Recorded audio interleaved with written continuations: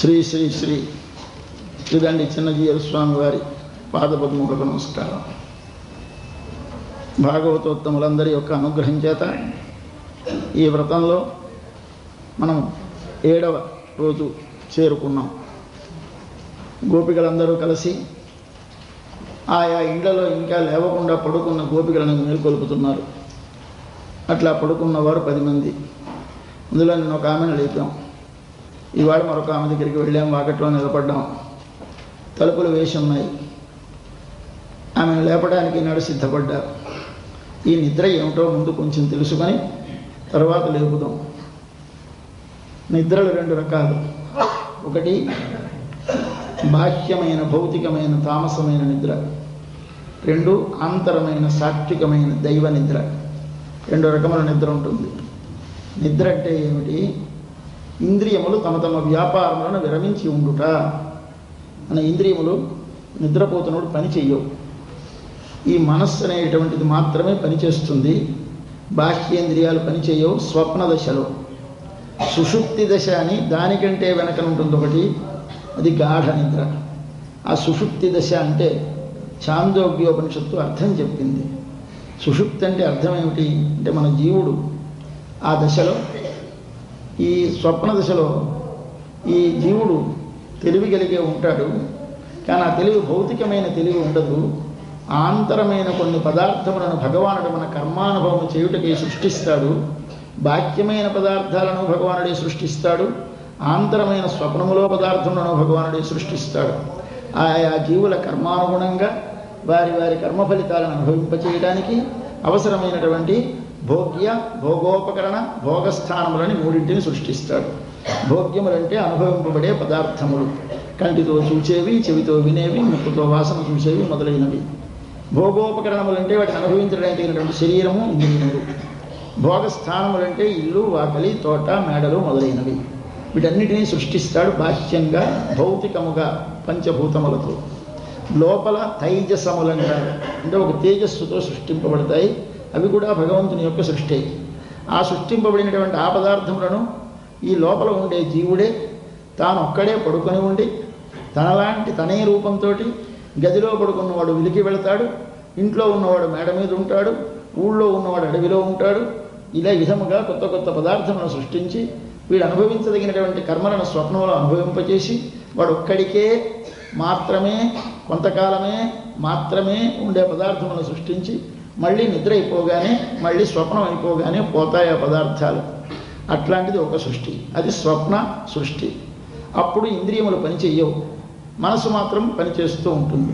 కానీ అంతకంటే వెనక్కి వెళితే సుషుప్తి అంటారు. సుషుప్తి అంటే సుష్ఠు అపీత భవతి అని ఛాందోగ్యోపనిషత్తు అర్థం చెప్తుంది. ఈ జీవుడు ఏమవుతాడు అంటే సుష్ఠు బాగుగా, అపీత వేరు చేసి కనపడుటకు వీలు కాకుండా కలిసిపోయి ఉండును. ఎవరితో?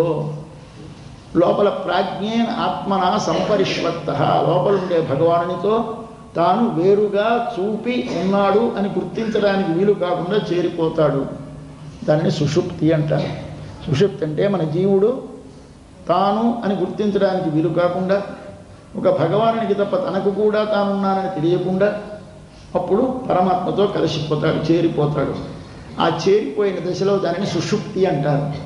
అప్పుడు బాహ్యమైన విషయములేమీ తెలియవు, ఆంతరమైనవి అంతకంటే తెలియవు. తనను తనకు తెలియదు, తాను తెలియడు, తను అనుభవించేవి తెలియవు.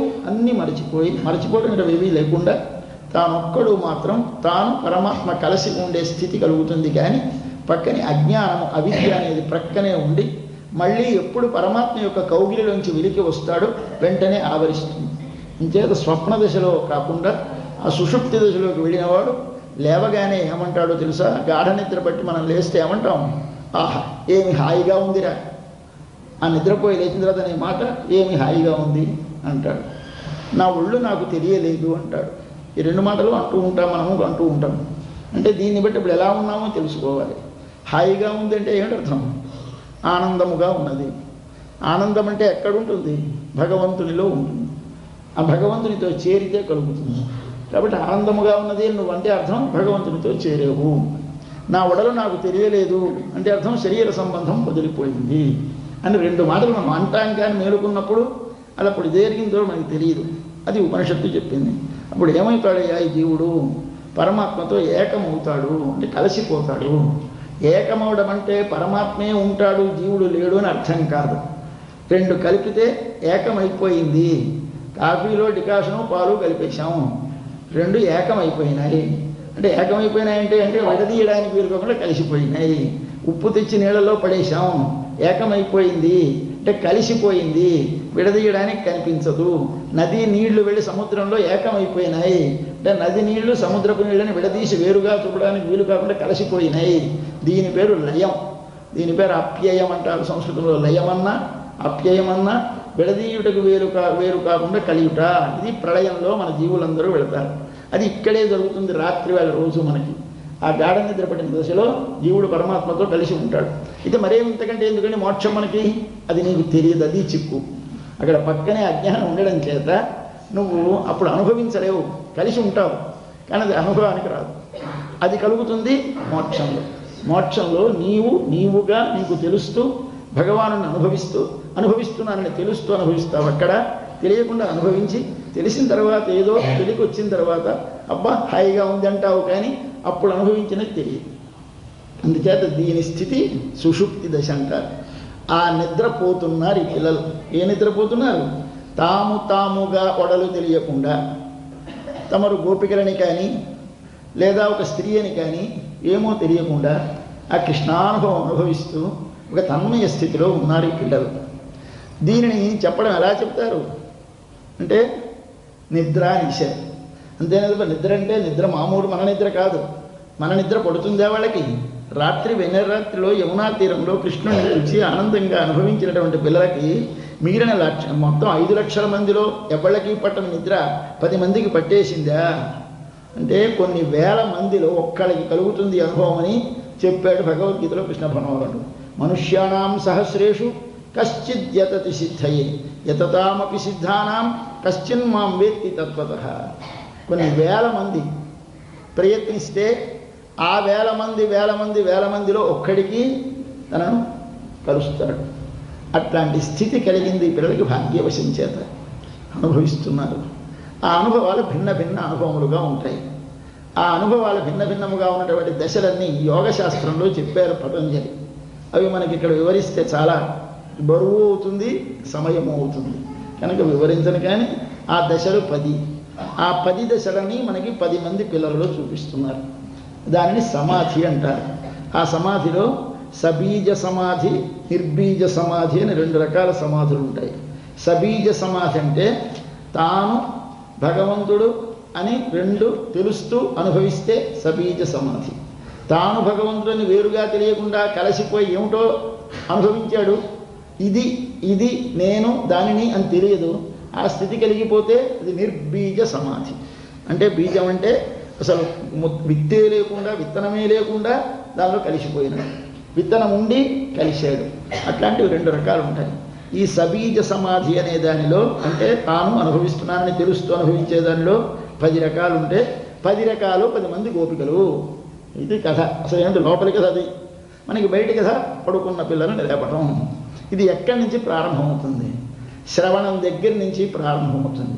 కొందరికి వింటున్నప్పుడే మరి వాళ్ళకు ఒళ్ళు తెలియదు, వింటూ ఉంటారు. మంచి భగవత్ కథ వింటే తన్మయం అయిపోతారు. మళ్ళీ అది అయిపోయిన తర్వాత వాళ్ళకు ఒళ్ళు తెలుస్తుంది. అంతవరకు వాళ్ళు అలా కదంటే నీళ్లు కారుస్తూ ఉంటారు, నూటో ఒడలు తెలియకుండా ఉంటారు, మైకం తగ్గిన వాళ్ళ ఉంటారు. ఆ శ్రవణ దశలో కలిగే దశలు 2. అవి 2 నిన్నను ఇవాళ. తర్వాత మనన దశలో కలిగేటువంటిది 1. తరువాత ధ్యాన దశలో కలిగేవి 4. మొత్తము 2, మధ్యలో 2, 4, 4, 8. తర్వాత ఆ ధ్యానము ఆంతరముగా చేసే దశ 1, దానిలోంచి వెలికి వచ్చి అనుభవించే దశ 1, మొత్తము 10. ఈ 10ంటిని 10 మంది గోపికలుగా చూపిస్తున్నారు. ఈ తన్మయావస్థను అనుభవించేటువంటి గోపికలు ఎలా ఉంటారో దానిని నిద్ర అన్నారు. ఇది భగవదనుభవం పొందినప్పుడు ఎలా ఉంటుందో అది యోగశాస్త్రం కాకుండా భగవద్గీత కూడా చెప్పింది. అయ్యా యోగి చివరి దశలో ఎలా ఉంటాడయ్యా అంటే యా నిశా సర్వభూతానాం తస్యాం జాగర్తి సంయమి. మనమందరము మేలుకొని ఉన్నప్పుడు వాడు నిద్రపోతాడు, వాడికి రాత్రి అని చెప్పింది. యా నిశా సర్వభూతానాం, అందరికీ రాత్రి అయిన వేళ యోగి మేల్కని ఉండును. అందరికీ రాత్రి భగవంతుడు మేల్కని ఉండును అని చెప్తుంది. ఏమిటి మాటకి అర్థం? అందరూ రాత్రి అయితే ఆయనకి మేల్కొని ఉండడం ఏమిటి? అలాగే మరొకటి రెండవ వచ్చినది యస్యాం జాగృతి భూతాన్ని, ఎప్పుడు మేల్కొని ఉంటారో సా నిశా పశ్యతో మునే, అది రాత్రి. ఎవడికి? పశ్యత, చూస్తున్నవాడికి. నిద్రపోతూ చూస్తామా మనం? చూడం. చూస్తున్న యోగికి, చూస్తున్న యోగి అంటే ఎవరిని చూస్తున్న యోగి? భగవాను. భగవాన్ని చూస్తున్నటువంటి యోగికి అదేమవుతుంది అంటే రాత్రి. మనమందరం మేల్కొని ఉంటామట, ఆయన హాయిగా నిద్రపోతూ ఉంటాడట. ఇప్పుడు ఆ స్థితిలో ఉన్నారు పిల్లలు. ఏమిటిది అంటే మనం ఎప్పుడు మేలుకుడు క్షత్రియుడు, నేను లావు, నేను సన్నం, వీడు సన్నం, ఇవన్నీ మనకి తెలుస్తాయి కదా. మన తెలివితేటలు ఎందులో ప్రసరిస్తున్నాయి? వీటిలో. మనము మేల్కొని ఉండుట ఎందులో? బాహ్యమైన విషయముల యొక్క జ్ఞానమునందు మేల్కొని ఉన్నాము కనుక మనము మేల్కొని ఉన్నది ఆయనకి ఎలా ఉంటుందిట? రాత్రిట. అంటే అర్థం ఏమిటి? రాత్రి వేళ ఉన్న వస్తువు కనపడనట్టు మనమందరము ఎన్నో భేదాలతో ఉంటే మన అందరిలోనూ ఆయనకి ఏమిటి కల్పిస్తుంది? ఒకసారి ఆ పరమాత్మే కనిపిస్తూ ఉంటాడు. ఈ బాహ్యమైన భేదాలు వానికి కనపడవు, వాడు వాటిని చూడడు, అన్నిటి యందు ఏకరూపంగా చూస్తాడు. వాడికి ఏనుగు, చిన్న గోవు, బ్రాహ్మణుడు, చండాలుడు అందరూ ఒక్కలా కనిపిస్తూ ఉంటారు. ఏమిటంటే నేను కంటికి ఏదో సైట్ ఉందో ఏమిటో, లేకపోతే పెద్ద ఏనుగును చిన్న దొవలా కనిపిస్తాయా?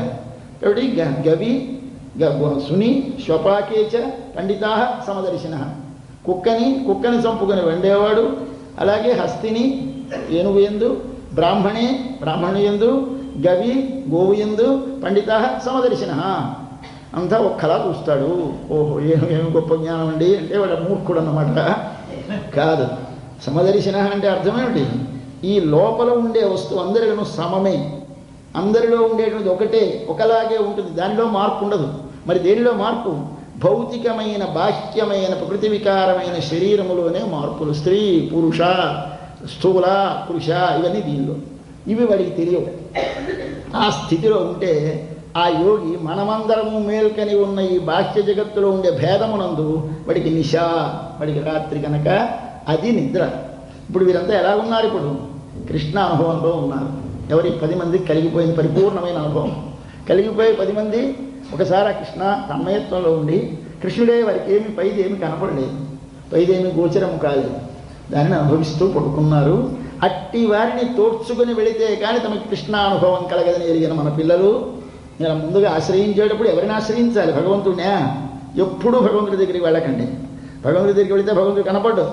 మరి ఏమై ఎవరిని ఆశ్రయించాలి?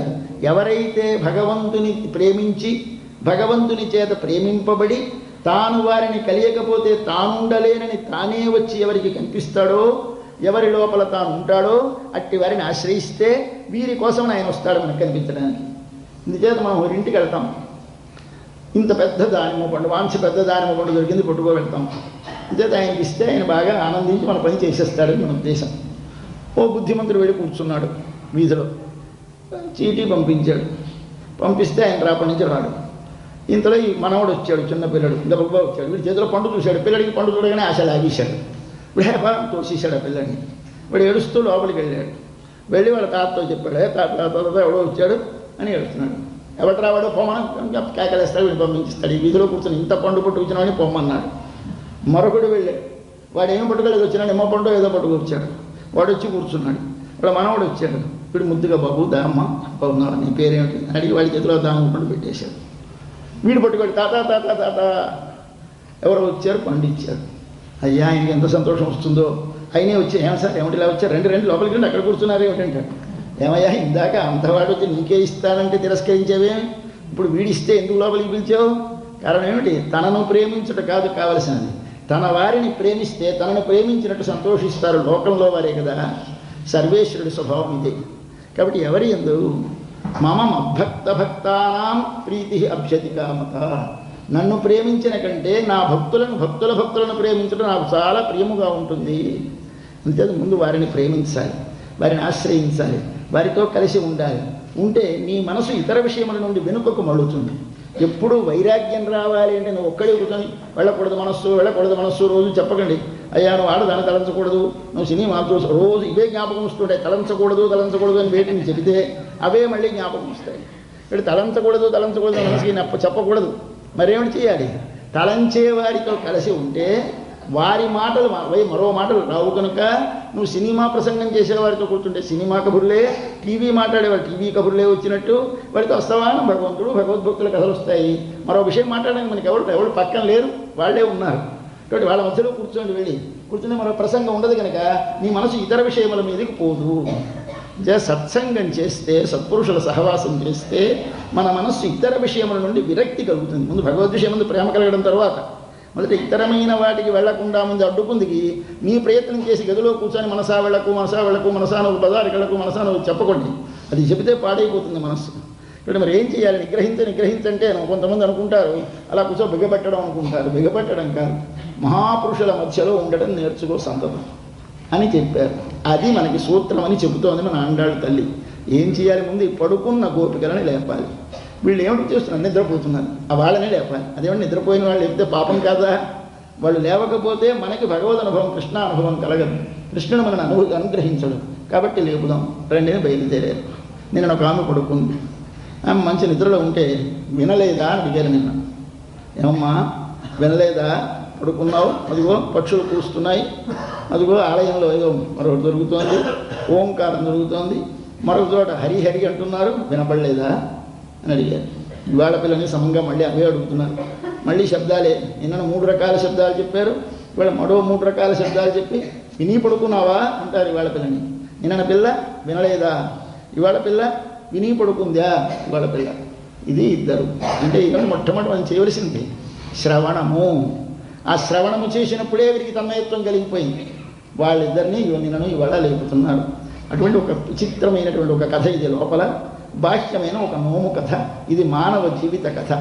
మనము సాధించవలసినది ఏమిటో, ఎందుకు మనం ఈ శరీరంలోకి వచ్చామో, దాన్ని సాధించడానికి ఏమి చేయాలో ఒక క్రమాన్ని నేర్పడానికి ఉపదేశించదు మన తల్లి. రామచంద్రుడిలాగే తను నడిచి ధర్మాలను ఆచరించి లోకానికి తెలియజేశాడు, అలాగే ఆండాళ్ళు తను ఆచరిస్తుంది. అంతేనందుకు ఉపదేశం చేసేవాళ్ళు చాలా కష్టం. ఉపదేశం జడతారు, ఆచరించరు. వారికి ఉపదేశిస్తారు, అది సుఖం లేదు. ఆచరించిన వారు ఆచరిస్తే వారిని చూసి మనం ఆ పని చేస్తాం కనుక దురలవాట్లు ఎలా అవుతున్నాయి? ఎవడు నువ్వు తాగని చెప్తారా? చెప్పక్కర్లేదు. వాడు తాగుతూ ఉంటే వాడితో కలిసి ఉంటే మనము తాగుతాం.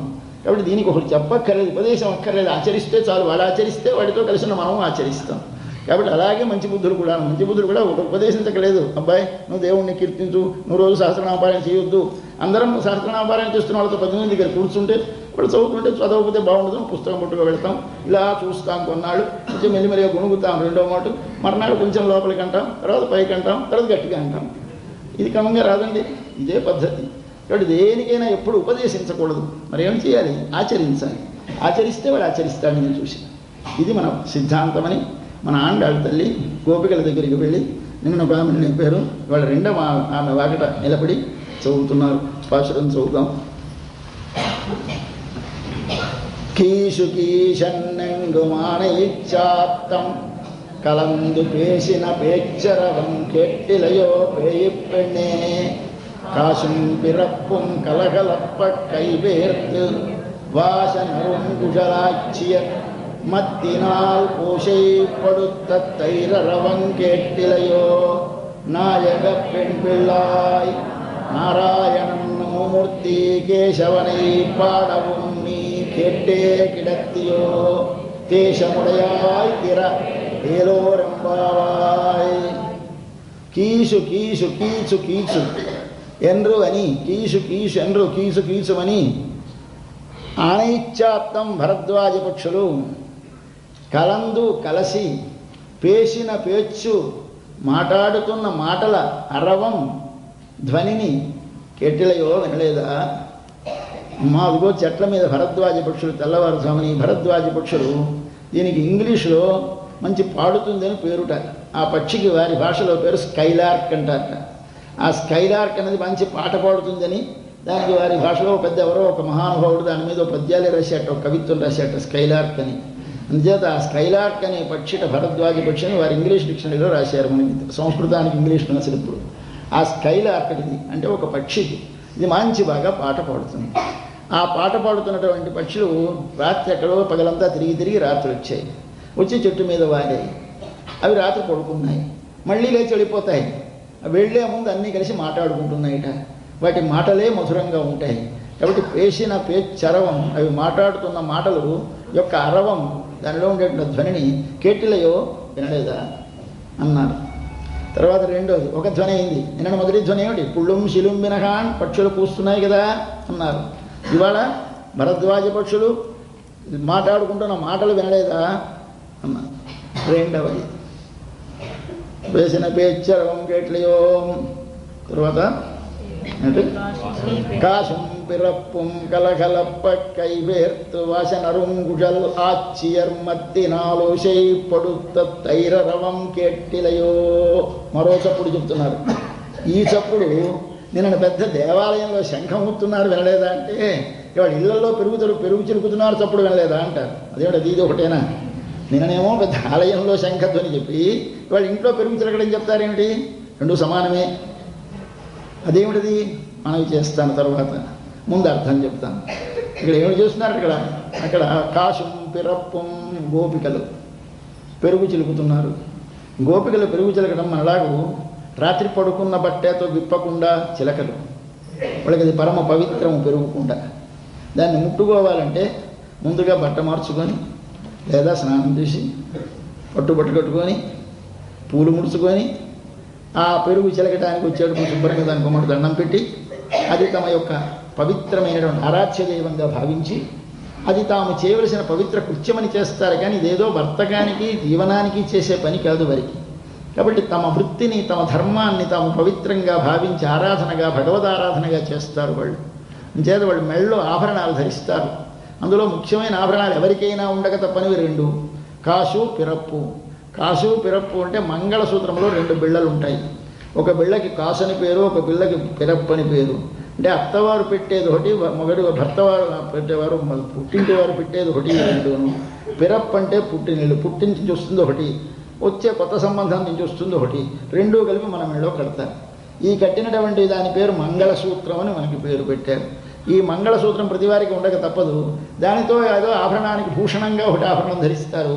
ఇలా చిలుకుతున్నప్పుడు ఇలా ముందుకి వెనక్కి ఎగుతుంటే గల్ గల్ గల్ అంటున్నాయి. కాసుం పిరప్పం కలగలప్ప గలగలమంటూ ఉంటే కై పేర్తు, కై అంటే చేతిని పేరుతుంటే ఇలా చాచి కదిలించి ఏం చేస్తున్నారు వాళ్ళు?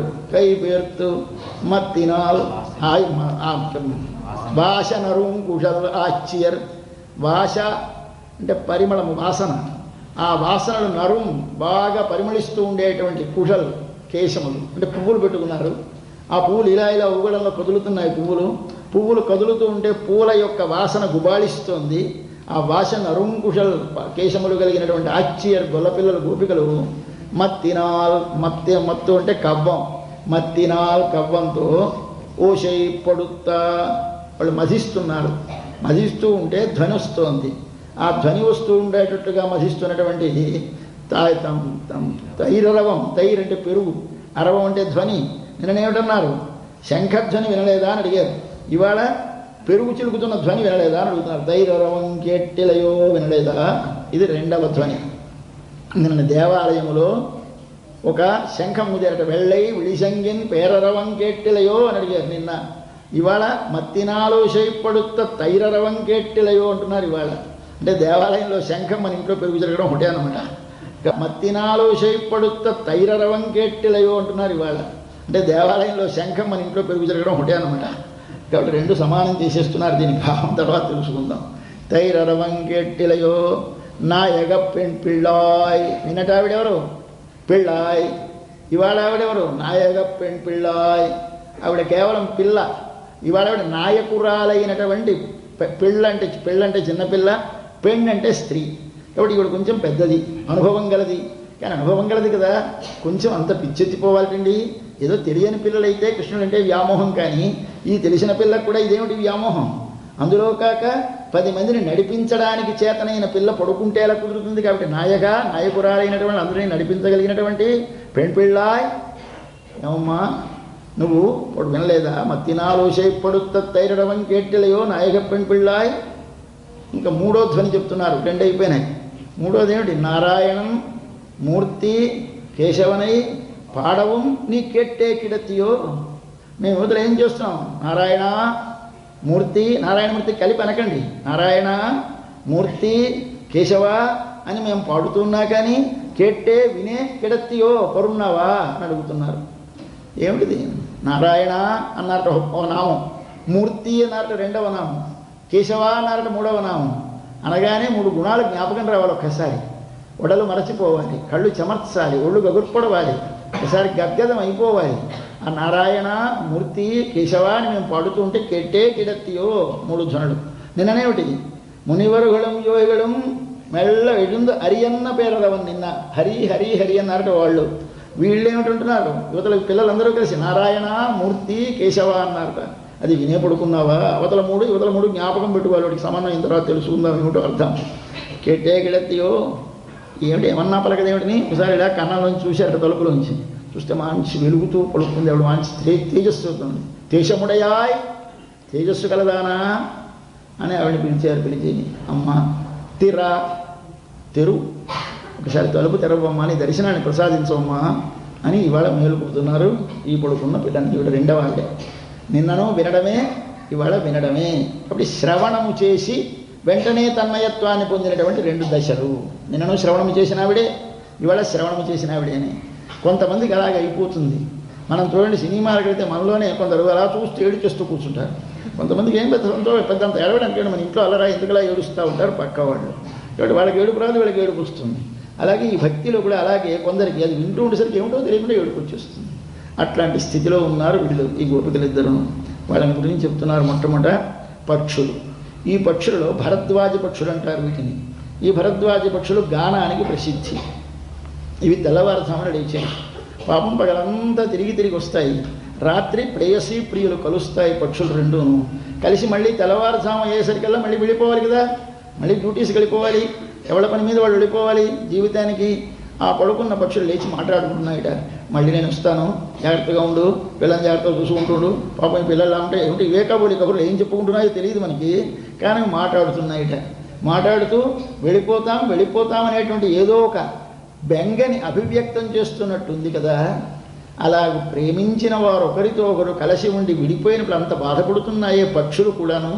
నువ్వు మాతో కలిసి ఉన్నదానివి కదా రాత్రి, ఇప్పుడు నువ్వు పడుకొని మేము నీకు దూరంగా ఉంటే అయ్యో అయ్యో అని గాబరాపడి పరిగెత్తుకు రావాల్సింది, పోయి పడుకుని నిద్రపోతావేమిటి అమ్మాయి అని ఆ పక్షులకు ఉన్నపాటి జ్ఞానం మనకు ఉండద్దా అని చూపిస్తున్నారు. ఒకటి. రెండవది, నేను చెట్ల మీద పక్షులు కూయుచున్నవి అన్నారు, ఇవాళ మాట్లాడుచున్నవి అన్నారు. నిన్నటిది కూయడం, ఇవాళది మాట్లాడటం. తేడా ఏమిటి? కూయడం అంటే అర్థము లేని పలుకు, దానికి కూయడం అంటారు. మాట్లాడటం అంటే అర్థమున్న మాట. అర్థం ఉంటే మాట, అర్థం లేకపోతే కూత. కాబట్టి రైలు కూత, మనిషి మాట. కాబట్టి మనిషి అయితే మాట్లాడతాడు, రైలు అయితే మాట్లాడదు, కూస్తుంది. ఇంతే పక్షులు నిన్న కూసాయి అంటే అర్థము లేని మాట విన్నప్పటికీ కూడా మహాభక్తులైన మహాపురుషులైన వారు పలికితే అది మన కోసం కాదు, మనకు ఆ అర్థం తెలియదు, కానీ ఏమిటో వింటే మనస్సు ద్రవిస్తుంది. ఎవరో మంచి సంగీతం పాడుతూ ఉంటారు, మనకు ఆ సా తెలియదు, రీ తెలియదు, వాళ్ళు చదువు పాడుతూ ఉంటారు, ఓ మీదకి వెళుతూ ఉంటారు, కిందకు వస్తూ ఉంటారు, గడబడి పడిపోతూ ఉంటారు. మనకి ఏమి సంగీతం రాకపోయినా అక్కడ కూర్చుంటే మనకు ఎలా ఉంటుంది ఏమిటో తెలియదు. ఇది నిన్నటి సంగతి. వాడి అర్థం తెలిసిన మాట మనకి ఏదో బోధపడుతోంది, ఆ మాటలకు అర్థం ఉంది, అవి మనకి వినిపిస్తున్నాయి, కానీ వాటిలో మాటలకు అర్థం కాదు, మాటల వెనకాల ఉన్నటువంటి ధ్వని మనకి బోధపడాలి. ఏమిటి? రాత్రి తెల్లవారులు ఒకరినొకళ్ళు వదలలేక మాట్లాడుకుంటూ ఉండి తెల్లవారుజామున వెళ్ళిపోతూ మళ్ళీ సాయంత్రం దాకా కలియము కదా అని సాయంకాలం దాకా ప్రయాణాలు వెళ్ళేటటువంటి వాళ్ళు మూట కట్టుకొని భోజనానికి పట్టుకెళ్ళినట్లు ప్రియమైన వారి మాటలను మూటలుగా కట్టుకుని వెళతారట వీళ్ళు. కాబట్టి ఇవన్నీ మాటలు జ్ఞాపకం పెట్టుకుని ఇలా అన్నది మా ఆవిడ, ఇలా అన్నది మా ఆయన అని వీళ్ళిద్దరూ చెప్పుకుంటూ ఉంటారు. అక్కడికి వెళ్ళిపోయి ఒక్కళ్ళు ఉండి అలాంటివి ఈ మాటలు. ఏమిటా మాటలు అంటే అలా తెల్లవారులు మాట్లాడుకుంటారా అంటే మాట్లాడుకున్నారు. ఎప్పుడో సీతారాములు ఇద్దరు దండకారణ్యంలో పడుకున్నప్పుడు భవభూతి అనే మహాకవి చెబుతాడు, వాళ్ళ మాటలు అంతం అవ్వలేదండి, రాత్రి చివరైపోయిందన్నాడు. మాటలు పూర్తి కాలేదుట, కానీ రాత్రి పూర్తి అయిపోయిందిట. అంటే అర్థం ఏమిటి? అంతసేపు మాట్లాడుకుంటూనే ఉన్నారు. అలా మాట్లాడుకుంటూనే పక్షులు. ఇది ఒక భాష్యమైన కథ కాదు. లోపల భరద్వాజ మహర్షిని ఒక మహర్షి ఉన్నాడు వేదాల్లో. ఆయన చాలా త్రికాలజ్ఞుడైనటువంటి ఋషి, మహాజ్ఞాని. ఆయన వేదానంతనే అధ్యయనం చేయాలని ఆయన కోరిక కలిగింది. కోరిక కలిగితే ఆ వేదం పూర్తి కాలేదు. తపస్సు చేస్తే భగవానుడు వచ్చాడు, ఏం కావాలి, నాకు ఒక 100 ఏళ్ళు ఆయుర్దాయం ఇవ్వండి అన్నాడు. అలాగే గ్రాంటెడ్ అన్నాడు. అంటే ఈయన 100 ఏళ్ళు బతికి ఒక వేదం సాధించాడు. మళ్ళీ వచ్చాడు భగవంతుడు, ఏం కావాలన్నాడు. మరొక 100 ఏళ్ళు నాకు ఆయుర్దాయం, అలాగే ఎస్ గ్రాంటెడ్, మళ్ళీ ఇచ్చేశాడు. 200 అయింది. మళ్ళీ వచ్చాడు, 300 ఇమ్మన్నా, 300 ఇచ్చేశాడు. 300 అయిపోయింది. ఈయనకి ఏమాత్రం అయిందో చూద్దామని వచ్చాడు. ఆయన వచ్చేసరికి ఈయనకి ఇంకా పూర్తి కాలేదు, ఏమీ కాలేదు. అక్కడ 3 కొండలు ఉన్నాయి, ఎదురుగా కనిపిస్తున్నాయి. 3 కొండల్లోనూ ఇలాంటి 3 చిన్న చిన్న కన్నాలు ఏర్పడి ఉన్నాయి, కనిపిస్తున్నాయి. ఈయనకి ఈసారి వచ్చేసరికి అదేమిట్రా భగవంతుడు కనిపించకుండా కొండలు కనిపిస్తున్నాయని చూశాడు. చూస్తే అప్పుడు భగవంతుడు చెప్పాడు, నాయన నువ్వు 300 సంవత్సరాలు జీవించి నువ్వు గ్రహించిన వేదం 3 కొండలలో 3 పిడికళ్ళు. కాబట్టి నువ్వు తీసినటువంటిదిగో, నువ్వు చదివినటువంటిది అక్కడ ఖాళీ కనిపిస్తుంది. అంత ఎంత ఉందో తెలుసునా, తెలుసుకోవలసింది అంత ఉంది. నువ్వు గ్రహించింది ఎంతో తెలుసునా, ఇంత అని చూపించేట. ఈయన ఆశ్చర్యపడిపోయినాడు. అప్పుడు ఆయన తన అనుగ్రహం చేత అతనికి అవన్నీ భాషించేలా చేశాడు. కాబట్టి ఎప్పుడైనా నీవు చదువుకొని సంపాదించామని ప్రయత్నిస్తే వచ్చేది అల్పం, భగవంతుని అనుగ్రహం చేత వచ్చేసి అనవధికం. కాబట్టి ఎప్పుడైనా వాడి అనుగ్రహం వల్ల రావాలి అని జ్ఞాపకం చేశాడు.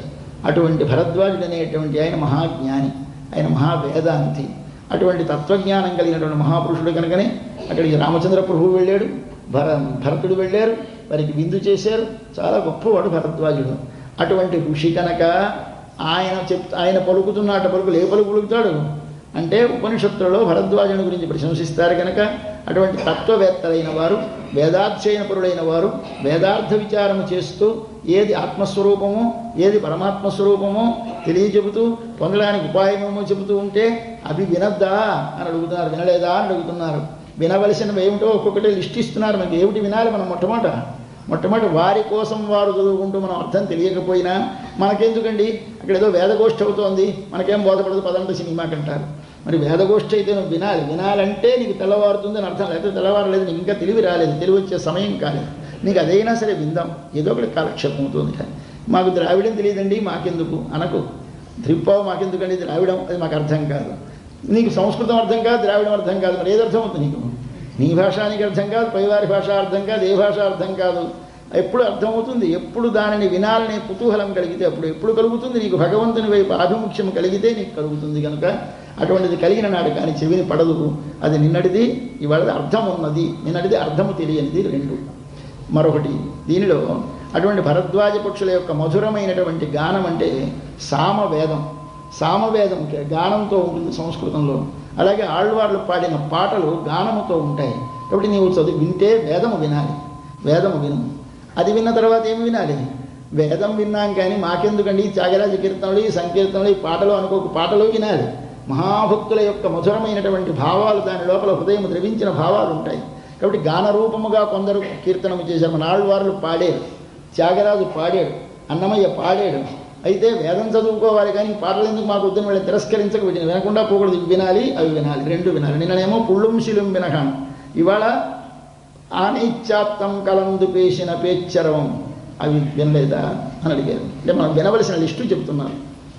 తర్వాత 2వది, నిన్న ఆలయంలో శంఖధ్వని వినలేదా అని అడిగారు. అంటే ఆలయంలో వేళయిందని తెలియజేసేది, భగవంతుని నీవు సేవించే వేళయిందని తెలియజేసేది ఓం అనే ప్రణవం.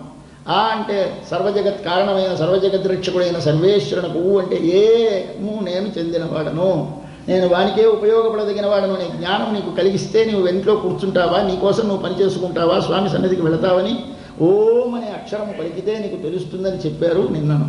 ఇవాళ అది అక్కర్లేదు.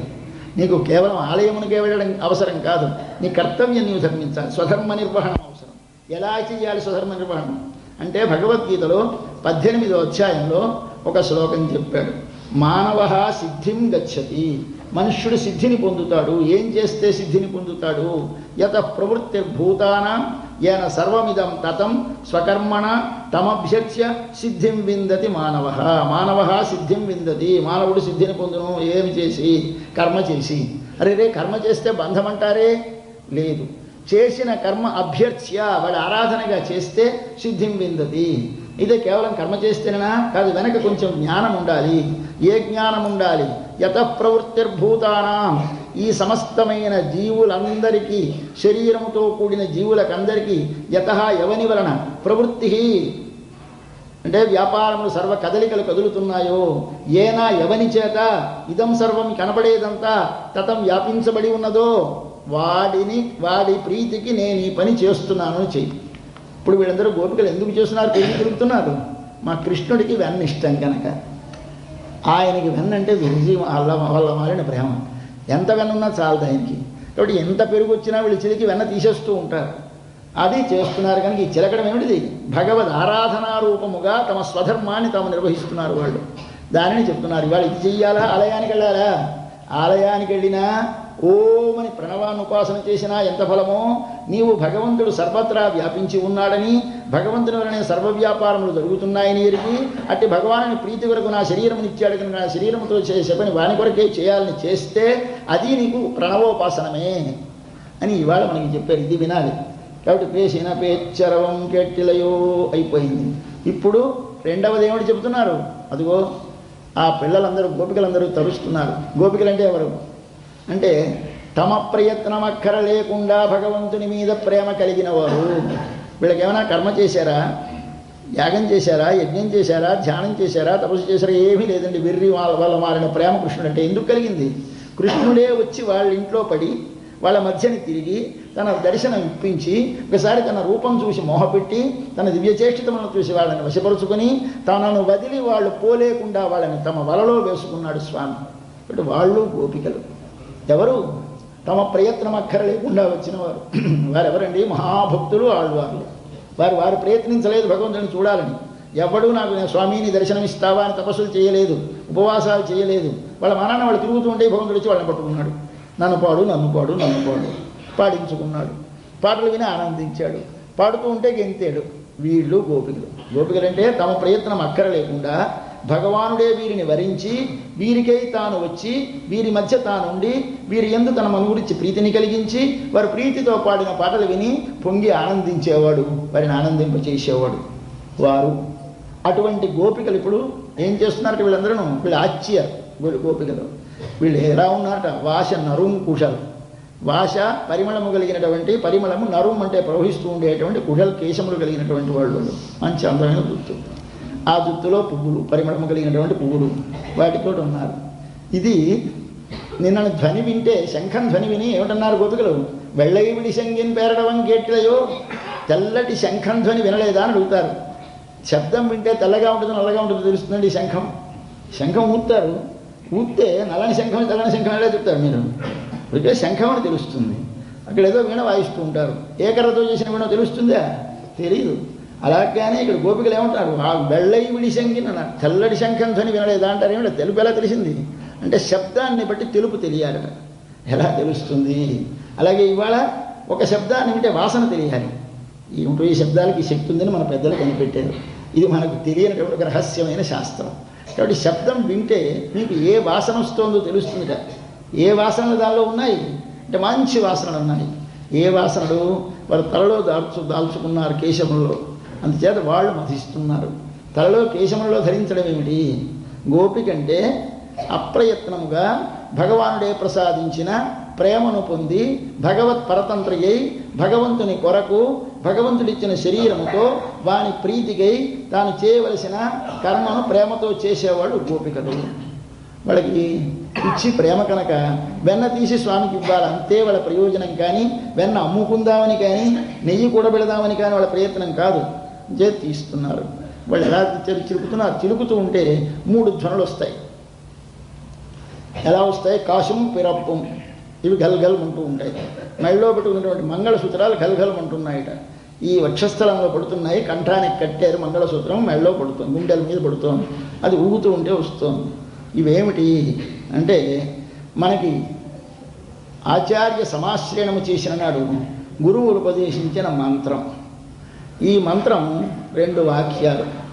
2 వాక్యాలు. ఒక వాక్యం ఏమిటి చెప్తుంది? అస్తమానను మనస్సులో శ్రీమన్నారాయణ చరణములే నాకు శరణమని నమ్మి ఉండు. ఇది ఒకటి. రెండవది, నీకేమిటయా ఉపాయం? ఏమిటి నువ్వు ఇంత ధైర్యంగా ఉన్నా? నీకేమిటి దిక్కుంది?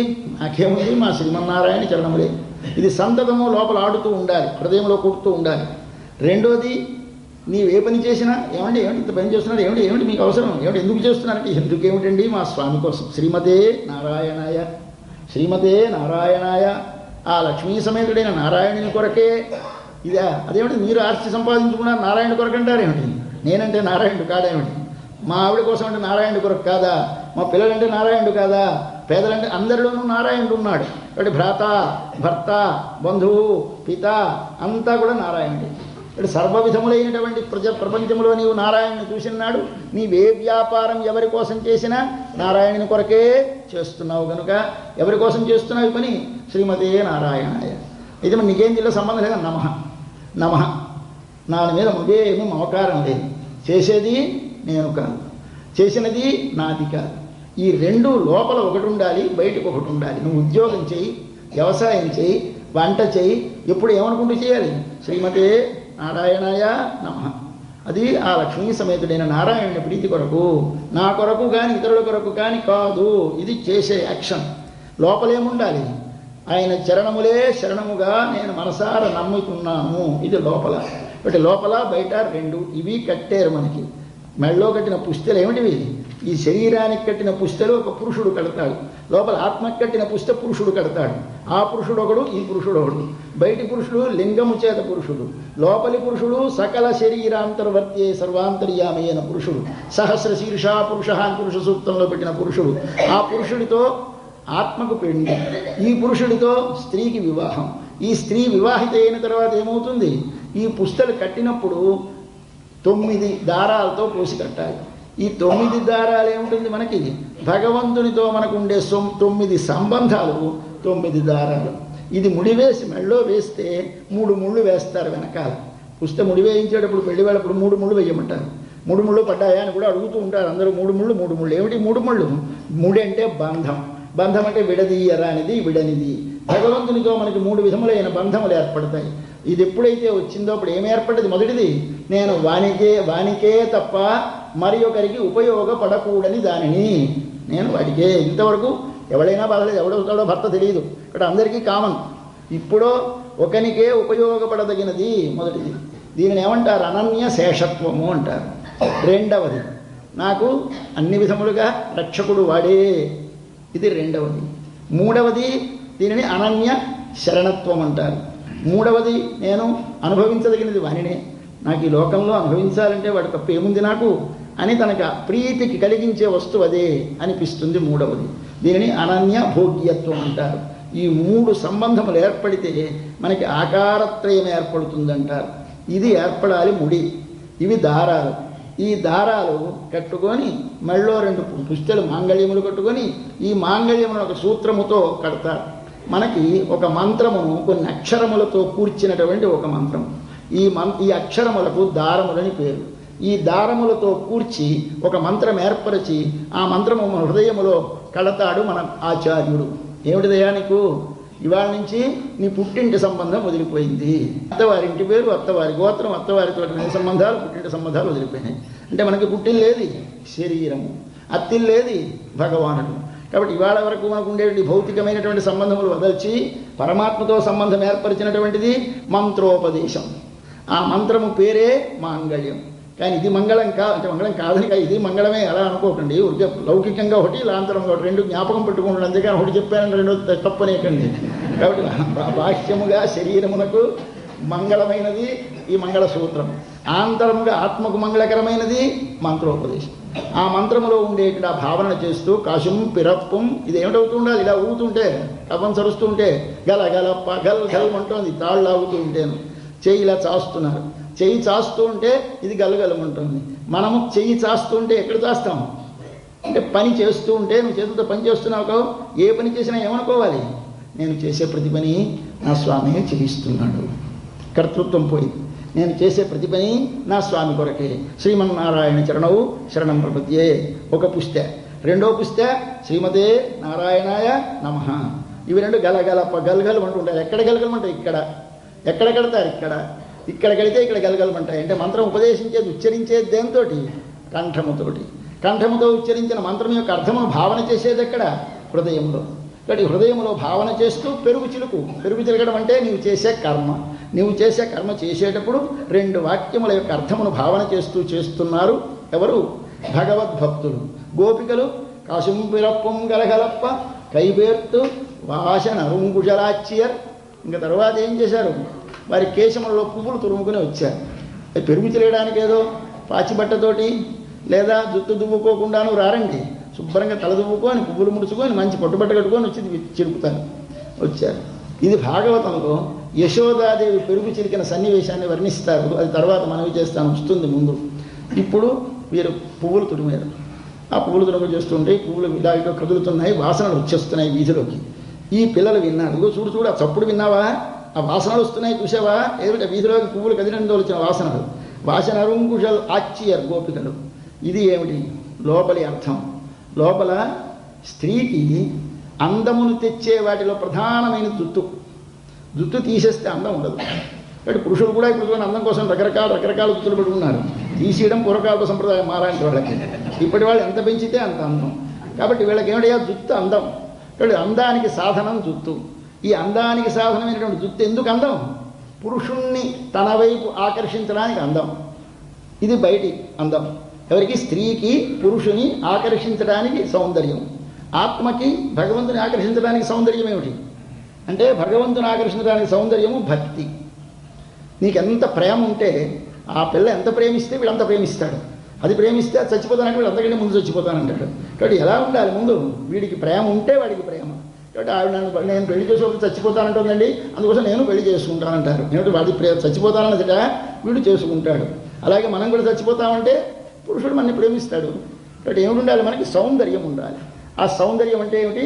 అతడే తప్ప వేరొకటి నాకు పొందదగినది లేదు, అతడే తప్ప వేరొకడు నాకు రక్షించువాడు లేడు అనే భావము నీ లోపల కలిగి వాని స్వరూపాన్ని, గుణాన్ని, వాడి అందాన్ని చూసి వాడి తప్ప వేరొకటి లేదని ప్రేమ నిండిన మనసు ఉంటే అది కేశము. వట్టి కేశం ఉంటే అది పిచ్చి, అది కామం. ప్రేమ మాత్రం ఉండకూడదు. ప్రేమ పిచ్చి ప్రేమ వారి. పిచ్చి ప్రేమ అయితే దాని పేరు వ్యామోహం అంటారు. ఏమిటయ్యా ఈ వ్యామోహం మరిని అంటూ ఉంటారు మన వాళ్ళు. మీకు ఆ మాటలు అన్నీ తెలుసు. మోహం అంటారు. మోహం అంటే ఎందుకు ప్రేమిస్తున్నామో తెలియదు, కారణం ఉండదు. ఏమిట్రా అందం ఉంది ఆ పిల్లలోనూ, ఏమిటి ఆ పిల్ల బాగుంది కనుక దాన్ని చచ్చిపోతున్నాం, అదేంటే అవేంటి తింటాడు, అట్లా లాంటి పిల్లలకి చూస్తానంటారు మన తండ్రులు. వాడు వల్ల కాదు అదే కావాలంటాడు. దీని పేరు ఏమిటంటారు? దానికి ఏం డబ్బు లేదు, అందం లేదు, కులం లేదు, దాన్ని పెళ్ళాడేస్తానంటాడు మనవాడు. మనం ఏమిటి చెప్తాం? ఏముందిరా అంటాం. వాడు ఇదే అంటాడు. దాన్ని ఇప్పుడు ఏమిటంటే ఏమిటో ఈ పిచ్చి ప్రేమ, ఈ వ్యామోహం అంటారు. ఇది కలగాలి మనకి భగవంతుని వైపు. ఎందుకు ప్రేమిస్తున్నావు? ఏమి చూసి ప్రేమిస్తున్నావు? లేదు. మరి ఏమిటి? ఎందుకు ఈ ప్రేమ? ఏమిటి అంతే. ఇది కలగాలి. ఇది ఎప్పుడు కలుగుతుంది? నీకు జ్ఞానము కలిగితే కలుగుతుంది. ఏ జ్ఞానం కలిగితే? వాడు సర్వజగత్తుని తనలో ఉంచుకొని ప్రళయములో మనం రక్షించి ఒకసారి సృష్టి చేయవలసి వచ్చినప్పుడు మనని లోపల నుంచి వెలికిపెట్టి మనకు సగినటువంటి శరీరాన్ని ఇచ్చి ఈ శరీరంలో మనను ప్రవేశపెట్టి శరీరముతో మనతో పాటు తాను కూడా ప్రవేశించి, ఆహా స్వామి ఏమి దయామయుడివయ్యా, నేను ఎప్పుడైనా నిన్ను కోరేనా నాయనా శరీరం ఇమ్మని? ఎప్పుడు మనం కోరలేదు. ఇంత దివ్యమైన శరీరం ఇచ్చేవే, ఇంద్రియములు ఇచ్చేవే, మనసిచ్చేవే, బుద్ధి ఇచ్చేవే, వాక్కిచ్చేవే, నాకేం చేశాడండి భగవంతుడు, నేను ఎందుకు దేవుని తలవాలి అని అడుగుతారు ప్రతి వాళ్ళు. ఏమిచ్చాడా? ఏమి ఇవ్వలేదు. నీకు ముందు శరీరం ఎవడిచ్చాడు? వాడిచ్చాడు. నీకు మాట ఎవడిచ్చాడు? వాడిచ్చాడు. అది లేకపోతే నీకు తెలుస్తుంది దాని ఇబ్బంది. అయ్యా మా పిల్లడికి మాటలు రాలేదండి, అన్ని దేశాలు తిరుగుతాం. అయ్యా మా వాడికి చెవులు వినిపించవండి, పరిగెడతావు. చెవులు వినపడేలా చేసి, కళ్ళు చూసేలా చేసి, మాట్లాడేలా చేసి, బుద్ధికి ఆలోచన కలిగించి, మనసు పనిచేస్తూ ఉండేలా సర్వేశ్వరుడు నీకు శరీరాన్ని ఇస్తే ఏమి చేశాడని అడుగుతావా తండ్రి? అటువంటి వాత్సల్యమయుడైనటువంటి స్వామి అని వాడి యొక్క గుణములు నీకు ఒక్కసారి జ్ఞాపకం వస్తే ఏమిటవుతుంది? వాడిని వెంటనే మనం ప్రేమిస్తాం. అయితే జ్ఞానం ఉండి ప్రేమిస్తే అది ప్రేమ. జ్ఞానము లేక కేవలముగా అజ్ఞానముతో ప్రేమ మాత్రమే ఉంటే అది వ్యామోహము. కాబట్టి రెండు ఉండాలి. జుత్తు ఉండాలి, జుత్తులో పువ్వులు ఉండాలి. పువ్వులు ఉండాలంటే అర్థం ఏంటి? పువ్వు అంటే జ్ఞానం, కేశం అంటే భక్తి, రెండవది జ్ఞానము. ఇవి రెండు కలిసి ఉండాలి. అది ఆ పిల్లలకి గోపికలకు ఉన్నది. వాళ్ళు కేవలంగా మూర్ఖులే కృష్ణుడిని మగవాడని ప్రేమించలేదు. వాడికి ఇంకా మగతనం ఆవిర్భవించలేదు. వాడు 11 ఏళ్ల వయస్సులో వేపల్లె వదిలేసి వెళ్ళిపోయినాడు మళ్ళీ మధురకి. 11 ఏళ్ళ దాకానే ఉన్నాడు ఇక్కడ. 7 ఏళ్ల వయస్సులో కొండ మోసాడు. ఆయన 8వ ఏట రాసక్రీడ చేశాడు. ఏమిటి అల్లరంతా? ఈ వయస్సులో ఎవరికైనా స్త్రీ పురుష సంబంధం తెలుస్తుందా? అటువంటి వయస్సులో ఉన్నవాడిని వీళ్ళు పిచ్చెత్తిపోయి వ్యామోహపడిపోతే అబ్బే గోపికలు జారిణులు, కృష్ణుడు జారుడు. ఎవడు నీవు జారత్వం 8 ఏళ్ళకి 7 ఏళ్ళకి చేస్తావా? మనకి వయస్సు లేదు. వాడినేమో మగాడంటాము. మగతనం ఎప్పుడు వస్తుందో మనకి తెలుసును. మగతనము రాని వయస్సు లోపల స్త్రీలపై వ్యామోహం పుట్టినటువంటి వాడినేమో జారుడంటావా? నీకు తెలియదు పాపం. ఇక్కడ బోధపడదు, అక్కడ మాత్రం తెలుస్తుంది నీకు. వాడు పురుషుడు మగవాడని తెలుసును కనుక వాడి మీద జారత్వం. వాడు ఎంత వయస్సు ఉండని ఏమోడని మగ ఆడా కదా మనకంతే తెలుసును. బాహ్యమైన లింగాలే తెలుసును కనుక వారికి ఉండే సంబంధం అంతకంటే మరొకటి ఉండదు కనుక మనం నిశ్చయించేశాం. కాదు, అది కేవలముగా లోపల ఆత్మకు పరమాత్మతో ఉండే సంబంధాన్ని మనకు అవగాహన చేయడానికి, ఆ ప్రేమ కలిగితే ఎలాగుంటారో తెలియడానికి నీకు స్వామి అవతరించి తన్ను ప్రేమించిన కొందరిని సృష్టించి వారితో తాను కలిసి క్రీడించి ఇది ప్రేమ అంటే, ఇలా ఉంటే భక్తి, ఇలా ఉంటుంది భక్తి అని చూపించాడు స్వామి. అటువంటి గోపికలు కేవలం మూఢమైనటువంటి ప్రేమ కాదు, జ్ఞానముతో కూడిన ప్రేమ. కాబట్టి వ్యామోహము జ్ఞానము రెండు కలిసి ఉన్నాయి. వ్యామోహమే కేశములు, పుష్పములే జ్ఞానము, రెండూ కలిసి ఉంటాయి. అయితే ఇప్పుడు ఏమిటవుతుంది? పుష్పము వాసన రావాలి. పుష్పము వాసన రావడం అంటే అర్థం ఏమిటి? అంటే దేవుడికి వాసన లేని పువ్వు పెట్టకూడదండి అంటారు మన వాళ్ళు. వాసన లేని పువ్వు పెట్టకపోవడం అంటే ఏమిటి? వాసన ఏమిటి? పువ్వుకి ఉండవు. ఇప్పుడు మనకి ఎక్కడ దొరుకుతాయి వాసన గల పువ్వులు? లేవు. అయితే ఏం చేయాలి దానికి అంటే కాస్తంత సెంటో ఏదో తల్లి స్వామికి ఆరాధనలో ఉపయోగించాలి. అలాగే కృత్రిమంగాను. అలాగే ఇప్పుడు మనకు కూడా ఏమిటి? జ్ఞానం అంటే పువ్వు, దానికి వాసన అంటే భక్తి. ఇక్కడ పువ్వు పెడితే అక్కడికి వాసన వెళుతుంది. నీకు జ్ఞానం ఉన్నది అని దేని చేత తెలుస్తుంది? నువ్వు చేసే ఆరాధన వల్ల. నువ్వు చేసే ఆ బయట వాడికి తెలుస్తుంది. ఆహా ఎంత భక్తుడండి, ఆయన ఈడ్చేస్తున్నాడండి. అలా ఒకసారి రామా అనుకుంటే కంఠం గీడొస్తాయండి ఆయనకి, ఒకసారి రామా అంటే ఆయన పరవశం అయిపోతాయండి. ఈ బాహ్యమైన చేష్టితాల వలన వాడి లోపల ఉండే భక్తిని మనం ఊహిస్తున్నాం, అనుమానిస్తున్నాం. ఇప్పుడు దూరముగా ఉన్న వాడికి జ్ఞానం దేని చేత తెలుస్తుంది? నీ భక్తి చేత తెలుస్తుంది. కాబట్టి భక్తికి వాసన అని పేరు, జ్ఞానమునకు పువ్వు అని పేరు. వాసన కలిగిన పువ్వులు కేశములు అలంకరించుకున్న గోపికలు ఎంత కథ పెట్టేసిందో చూడండి. పువ్వులు అలంకరించుకుందిట, ఆ పువ్వులు వాసన గల పువ్వులుట. వాసన గల పువ్వులను కేశములు అలంకరించుకున్నటువంటి గోపికలట. అది ఇక్కడ కథ. కాబట్టి గోపికలు పెరుగు చిలుకుతున్నారు. ఏం చేస్తున్నారు వాళ్ళు? మత్తినాలు. మళ్ళీ పెరుగు చిలికితే కవ్వం లేకుండా చిలుకుతారండి. ఎందుకు ఇవిడికి ఆండాళ్ళ కవ్వం ఎందుకు మధ్యలో? మత్తినాలు కవ్వముతో. కవ్వంతో అంటే చేతితో చిలుకుతుందేమో అని ఆయనకు అనుమానం వేసింది. ఏమిటి ఆండాళ్ళకి? చేతితో చిలకలేదే. మత్తినాల్ ఓషై పొడుత తైర రవం కెట్టిలయో. కవ్వంతో చిలుకుతోందండి. ఆ చిలుకుతుంటే పెద్ద ధ్వని వస్తోందండి, వినలేదా అని అడుగుతోంది. ఆ కవ్వం ఏమిటి అంటే అక్కడ పెరుగు చిలికే కలం మనకందరికీ తెలుసు, మన ఇళ్లలో ప్రతి ఇళ్లలో ఉంటుంది. ఎలాంటిది ఆ కవ్వం? ఒక కర్రకి అడుగున ఒక గుత్తి లాంటిది పెడతారు. ఈ గుత్తికి ఇలా ఉంటాయి, డోరియాల్లో ఉంటాయి. ఆ వాటితో కవ్వం చిలుకుతారు. దానికి పైన ఒక కర్ర, దాని లోపల కర్ర సంబంధింపు చేస్తారు. ఈ కర్రకి తాడు కడతారు. ఆ తాడుతోటి ఈ కవ్వాన్ని ఒక రాటకు కడతారు. కట్టి దాన్ని చేతులతో లాగుతారు. ఇది కైవేర్త్ మత్తినాల్ ఓషై పొడుత తైర్. ఆ తైరులోంచి కరవం ధ్వని వస్తుంది. అది వినలేదా అని అడుగుతున్నారు. ఏమిటి పెట్టాలి ఇప్పుడు? కవ్వం మళ్ళీ లోపలికి రావాలి అన్నమాట. ఇప్పుడు పైన చూసాం కవ్వం, లోపల కవ్వం ఉంటుంది. ఏమిటా కవ్వం? మనకి భగవంతునితో 9 రకముల సంబంధములు ఉన్నాయి. ఆయన మనకి 9 రకముల సంబంధం. పితా భగవంతుడు తండ్రి, మనము కొడుకు. రక్షక శేషి భర్త జ్ఞేయ స్వామి ఆధార ఆత్మ భోక్త అని 9 సంబంధాలు. ఈ 9 సంబంధాలు కలిగి ఉండాలి నీకు భగవంతుడు. దీనితోటి చిలకాలి. చిలకడం అంటే ఏమిటి అంటే పాలు పెరుగు చిలుకుట, వెన్న వచ్చుట, నెయ్యగుట. ఇది మన కథ లోకంలో. అలాగే మనలోనూ రావాలి. గోవుల నుండి పాలు వస్తాయి. గోవులంటే ఏవి అంటే సర్వోపనిషదో గావః. నీకు మళ్ళీ భగవద్గీత మాట చదువుకుంటే దాని ముందు ఉంది శ్లోకం. సర్వోపనిషదో గావః. సమస్తమైన ఉపనిషత్తులే గోవులు. ఆ గోవులు ఏమిస్తాయి? భగవంతుని యొక్క గుణములను ఇస్తాయి. భగవంతుని గుణములే పాలు. ఉపనిషత్తులనే గోవులు స్రవించినటువంటి మంచి చక్కనైన స్వచ్ఛమైన ఆరోగ్యకరమైన పసిపిల్లల దగ్గర నుంచి ముసలివారి దాకా పనికొచ్చేటటువంటి ఒక భోగ్యమైనటువంటి దానిని ఇస్తాయి. వాటి పేరు పాలు. అవే భగవంతుని యొక్క గుణములు. ఆ గుణములనేటువంటి పాలను ఏమిటి చేయాలి? పట్టుకొచ్చి కాస్త కాచి గట్టిపరచాలి. అవి గట్టి పడితే పెరుగు. మన లోపల భగవంతుని గుణములను ఏమిటి చేయాలి? మీరు ఒకసారి మనసులో అలా జ్ఞానముతో దానిని అనుభవిస్తే, అవి అలా మననము చేస్తే అవి ఏమవుతాయి? గట్టి పడతాయి. ఇప్పుడు పెరుగు అవుతాయి. అంటే మొదటిది మీరు వినాలి, శ్రవణం. రెండవది పెరుగు చేయాలి. పెరుగు చేయడం అంటే మననం చేయాలి. మననం చేస్తే లోపల గట్టి పడ్డాయి, దృఢపడ్డది. దృఢపడితే పెరుగైంది. ఈ పెరుగు అయిన తర్వాత ఏం చేయాలి? దాన్ని చిలకాలి. దేనితో చిలకాలి? కవ్వంతో చిలకాలి. అంటే ఉపనిషత్తులు చెప్పిన భగవంతుని యొక్క గుణములనన్నిటినీ తాను ముందుగా విని తన హృదయం అనే కుండలో నింపి దానిని గట్టిగా తోడువేయడం అంటే మననము చేసి దానిని గట్టిపరుచుకుని అంటే హృదయంలో దృఢపరుచుకొని దానిని ఒక్కసారి కవ్వంతో మధించు. ఏమిటి కవ్వంతో? స్వామి, తండ్రివై నాకు జన్మనిచ్చావా, రక్షకుడవై రక్షించావా, నాకు నువ్వు భోక్తవై నేను చేసే ప్రతి పని స్వీకరిస్తున్నావా, నా లోపల నువ్వు ఉన్నావా తండ్రి, ఇంత పాపాత్ముల్లో ఇంత హీనమైన తుచ్చమైన శరీరంలో ఉన్నావా, ఇవన్నీ ఒకసారి అనుకుంటూ ఉంటే నీకు ఏమిటవుతుంది? కవ్వం ఏర్పడుతుంది. ఈ కవ్వానికి ఒక కర్ర పెట్టాలి. వట్టి కవ్వం ఇలా అది పడేస్తే చిలకదు, దానికి కర్ర ఉండాలి. ఏమిటా కర్ర? అధ్యవసాయం అనే దండమునకు సంబంధ జ్ఞానం అనే కవ్వం పెట్టాలి. అధ్యవసాయం అంటే ఏమిటి? పూనిక.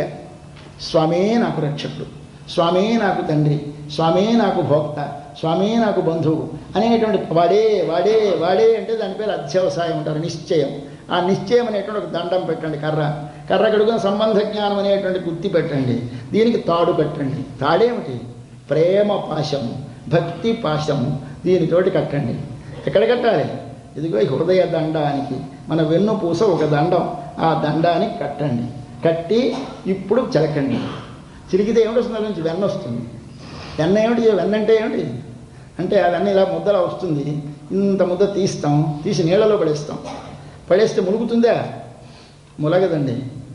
అయితే ఏమిటి దీని అర్థం అంటే దీనిని దానిలో సారమైనటువంటిది ఏదో వెన్న ఎలాగైతే ఉందో అలాగే మనము భగవద్గుణములను మననము చేయగా వాటితోటి ఉండేటువంటి సంబంధము మనకి తెలిసి దీనితో ఉండే సంబంధం వదిలేయగానే పాలు నీళ్లలో కలిస్తే కలిసిపోతాయి, పెరుగు కలిపితే కలిసిపోతుంది, వెన్న పడేస్తే జరగదు. ఏమయ్యా అంటే ఇతరమైన వాటితో సంబంధము అంటకుండా ఉండుట, ఇది వెన్న. ఇది కలగాలి మన మనస్సుకి. ఇది కలిగితే నీ మనస్సు ఏమైంది? ఇప్పుడు వెన్న అయింది. ఇంతవరకు పాలు అన్నిట్లోనూ కలిసిపోతుంది మన మనస్సు. వీళ్ళు ఏది చూస్తే దాన్ని అలా చూస్తోంది, ఏది పడితే వింటోంది. ఇవాళ వినదే, కృష్ణ అని తప్పదు అనదే.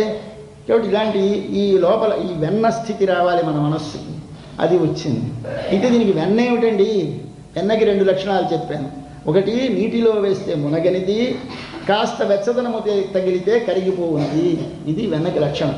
ఇలా స్టవ్ మీద పెట్టేసరికి జీవన్స్ అప్పుడు వచ్చేస్తుంది. ఇంకా వేడెక్కదు, గిన్నె ముట్టుకుంటే వేడెక్కదు, వెన్న మాత్రం గురుగులు ఆడుతూ ఉంటుంది. ఏమిటి దీని అర్థం? అలాగే మనకి భగవంతునితో ఎడబాటు కలుగుతుందేమో అని శంక కలిగిన దగ్గర నుంచి కరగడం ప్రారంభిస్తుంది మనస్సు. ఇంకా స్టవ్ మీద బాగా పెట్టాం జూజుమంటుందంటే ఏమిటి? భగవంతునితో ఎడబాటు అనేటటువంటి అగ్ని తగిలితే తగలగానే చాలు కరిగేటటువంటి మనస్సు కలిగితే ఆ మనస్సు ఎలాంటి మనస్సు? వెన్న. ఇది దొంగిలించుకుపోతాడు భగవంతుడు. ఎవరికి కావాలి వెన్న? ఆయనకి కావాలా? ఇదిగో ఈ మనస్సు కావాలి. కాబట్టి నవనీత చొర అంటే ఏదా నవనీతం? మీ హృదయములలో ఉండేటటువంటి భక్తితో నిండినటువంటి ఎడబాటును ఓర్వలేక కరిగిపోయేటువంటి లోక విషయములతో సంబంధము లేనటువంటి మనస్సు అనేటువంటి వెన్నను స్వామి ప్రీతితో దొంగతనంగా వచ్చి స్వీకరిస్తాడు. మనకి ప్రేమ ఉండగానే మనకు తెలియదు. ఏమిటో భగవంతుడు కొల్లగొట్టుకుపోయినాడు, భగవంతుడు హరించేశాడు అంటారు. అంటే అర్థం ఈ రహస్యముగా మన హృదయంలో వాడే స్థానం చేసుకో ఉంటాడు. ఇది కథ. దీనిలో 3 చప్పుళ్ళు. చిలుకుతోంది అమ్మ, ఒక చప్పుడు వస్తోంది. రెండోది ఆభరణాల్లో పెట్టుకుంది, ఇట్లాగే ఊగుతున్నాయి, ఆభరణాల చప్పుడు ఒకటి వస్తుంది. వాళ్ళు ఏ పని చేస్తున్నా కృష్ణుడి గురించి పాటలే. వాళ్ళకి మరో పనులు. పూర్వం మనవాళ్ళు అలాగే పాడేవారు. పాపం ఇప్పుడు మనకి మర్చిపోయినాం. కానీ మా చిన్నతనాల్లో మా ముసలింట్లో మా వాళ్ళ ఇంట్లో గుమ్మడేడే గోపిదేవి గుమ్మడేడే అంటూ గుమ్మడి పాటనో పాట ఉండేది. మా అందమైన పాట. అంటే ఆడు గుమ్మ అంటుందిట పెరుగు చిలుకుతూ ఉంటే వచ్చేట మన వెర్రివాడు వచ్చి అమ్మ ఏమిటి అన్నట్ట. అంటే గుమ్మడు ఉన్నాడు వెళ్ళిపోమన్నట్టు. గుమ్మడు అంటే గుమ్మ ఉంటున్నది కాబట్టి గుమ్మడు అని పేరు పెట్టింది కదా. గుమ్మడు అంటే గుమ్మడేడి చూపించమన్నాడు వాడు. అంటే రేటన్నది కవ్వం పట్టుకున్నట్ట. అవన్నీ తినేసి వెళ్ళిపోయినాడు. నువ్వు పాట పాడది ఎవరు పూర్వకాల మంచి పాటది ఆ కథ. కాబట్టి ఎవడున్నాడు ఇక్కడ? గుమ్మ అనేటువంటి ధ్వని చేస్తూ ఉంటే ఆయన వస్తాడు, వచ్చి పట్టుకుంటాడు కవ్వం. ఇప్పుడు ధ్వని, ఆ చిలుకుతున్న ధ్వని ఒకటి చప్పుడు, ఆభరణముల ధ్వని ఒకటి, వీళ్ళు పాడే పాట ఒకటి. 3 ధ్వనులు వస్తాయి. పెరుగు చిలికేటప్పుడు స్త్రీలు కాని పుణ్యస్త్రీలు చిలుకుతూ ఉంటే ఆ భగవంతుని గుణగానముతో చెయ్యాలి. ఏ పని చేసినా భగవద్గుణానుభవముతో చేస్తే ఆ వండేది కానీ ఆ చేసేది కానీ అమృతం అవుతుంది. కాబట్టి వంట వండుతున్నప్పుడు ఏవో ఆ కథలు ఈ కథలు ఆ పుస్తకం ఈ పుస్తకం పట్టుకు చదువుతూ వండకూడదు.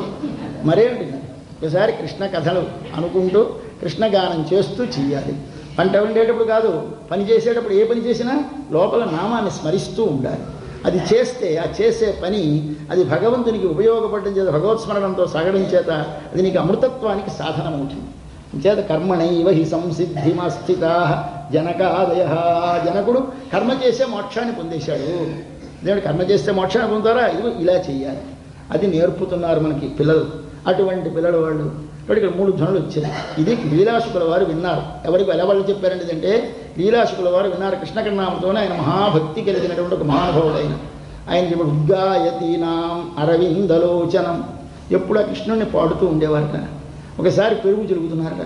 చిలుగుతూ ఉంటే ఆభరణ శబ్దముతో మిశ్రితమైనటువంటి దధ్నశ్చ, పెరుగు యొక్క నిర్మంధన శబ్ద మిశ్రిత, చిలుగుతున్న చప్పుడుతో కలిసి ఆభరణ ధ్వని కలిసి దివం అస్పృశ ధ్వని, ఆకాశానికి అంటించిన ధ్వని రేపల్లిలో అంటితే అది 3 లోకాలని పవిత్రం చేసింది అని చెప్పాడు ఆయన. అట్లాంటి ధ్వని.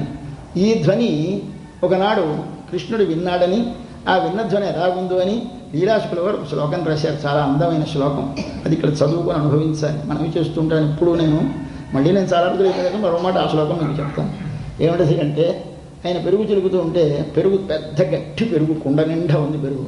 కవ్వం లోపలికి దిగదు. లోపలికి నొక్కి పట్టి చిలకాలి, లేకపోతే పైకి తేలిపోతుంది. అడుగు పెడితే కానీ చిలకదు. నొక్కి పట్టింది పాపం తల్లి, గట్టిగా పట్టి నొక్కి చిలుకుతోంది, లాగుతుంటే అడుగున పెరుగు గట్టి ముద్దలో చిలుకుతున్నప్పుడు ఎలా ఉంటుంది సౌండ్? ధక్ ధక్ ధక్ ధక్ అని వస్తుంది. కాస్త పల్చబడ్డది. ఇప్పుడు కవ్వం పైకి తేలుతోంది. ఇప్పుడు ఎలా వస్తుంది సౌండ్? చక్ చక్ చక్ చక్ అని వస్తుంది.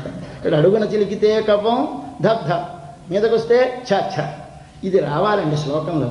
అభినవ నవనీత స్నిగ్ధం ఆపీత దుగ్ధం దధికణ పరిదిగ్ధం ముగ్ధం అంగం మురారే.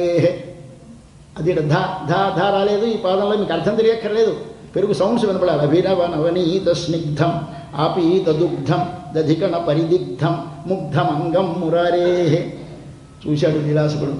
ఇప్పుడు ఒక్కసారి పక్కన కృష్ణుడు నిలబడ్డాడు. ఆ వెనక్కి తిరుగుతూ ఉంటే ఆయన మీద పడ్డాయి ఈ పెరుగు తుంపర్లు. పెరుగుతూ ఉంటే అవి తెల్లగా నల్లని స్వామి, తెల్లని పెరుగు తుంపర్లు. చూడండి ఒక మాట ఎలా ఉన్నాడు ఆయన. నల్లని ఆకాశం మీద నక్షత్రాలు వ్యాపించినట్టున్నది స్వామి దివ్యమంగళ విగ్రహం. చూశాడు ఆయన. అభినవ తాపిచ్చ చెవి ఆయన ఇంకా చా రావాలి, పైకి తేలింది కవ్వం. ఆ తేలినటువంటి కవ్వం ఎలా ఉందో చూస్తున్నాడు ఆయన. శిఖిపించాలాంఛితం, శిఖిపించ అంటే నెమలిపించంతో లాంఛ చా వస్తోంది. అది వాంఛితన్న, మన కోరికలను ఈడేర్చుగాక అని ప్రార్థిస్తాడు. ఇట్లాంటి పెరుగు చిలకడం వృత్తాంతాన్ని అనుభవించారు మహాభక్తులు. అటువంటి దీన్ని మన ఆండాళ్ళ తల్లి ఇక్కడ అనుభవిస్తోంది. కాబట్టి మత్తినాలోషై పడుతా తైలరవం కేట్టిలయో, అది వింటే నీకు భక్తి అంటే ఏమిటి, భగవత్ సంబంధం అంటే ఏమిటి, ఆ ఆనందం ఏమిటి అనేది తెలిసి పడుకొని ఉండగలవమ్మా. అనుభవం కలిగిన వాడు ఎవ్వడూ తన అనుభవించిన దాన్ని ఒకరికి చెప్పకుండా ఉంటే వాడికి అనుభవం కలిగినట్టు లెక్క కాదు. ఏదైనా నీకు తెలిసిందనుకో, నీకు విన్నావా అనవండి. ఏది ఎవరిదైనా చెడు పని మనకి తెలిసిందనుకోండి, వెంటనే నువ్వు చెప్పం పక్కింటి వారితోటి, నువ్వు విన్నావా అంటారు. రాత్రి ఏదో తప్పు పని జరిగింది వాళ్ళ ఇంట్లో, అది వీళ్ళు వచ్చి చెప్పేస్తారు పొద్దున్నాను. మంచి పని చెప్పకుండా ఉండగలరా? మనం ఉండగలం కానీ భక్తులు ఉండలేరు. వారు తాము అనుభవించిన దాన్ని మనకు చెబుతూ ఉంటారు. ఎవరు భక్తులు అంటే భగవద్గీత చెప్పింది, సతతం కీర్తయంతో మాం యతంతశ్చ దృఢవ్రతా నమస్యంతశ్చ మాం భక్త్యా నిత్యయుక్తా ఉపాసతే. కీర్తయంత, అందరూ కలిసి కీర్తిస్తారట. రా భజన చేసుకుందాం, రా విందాం.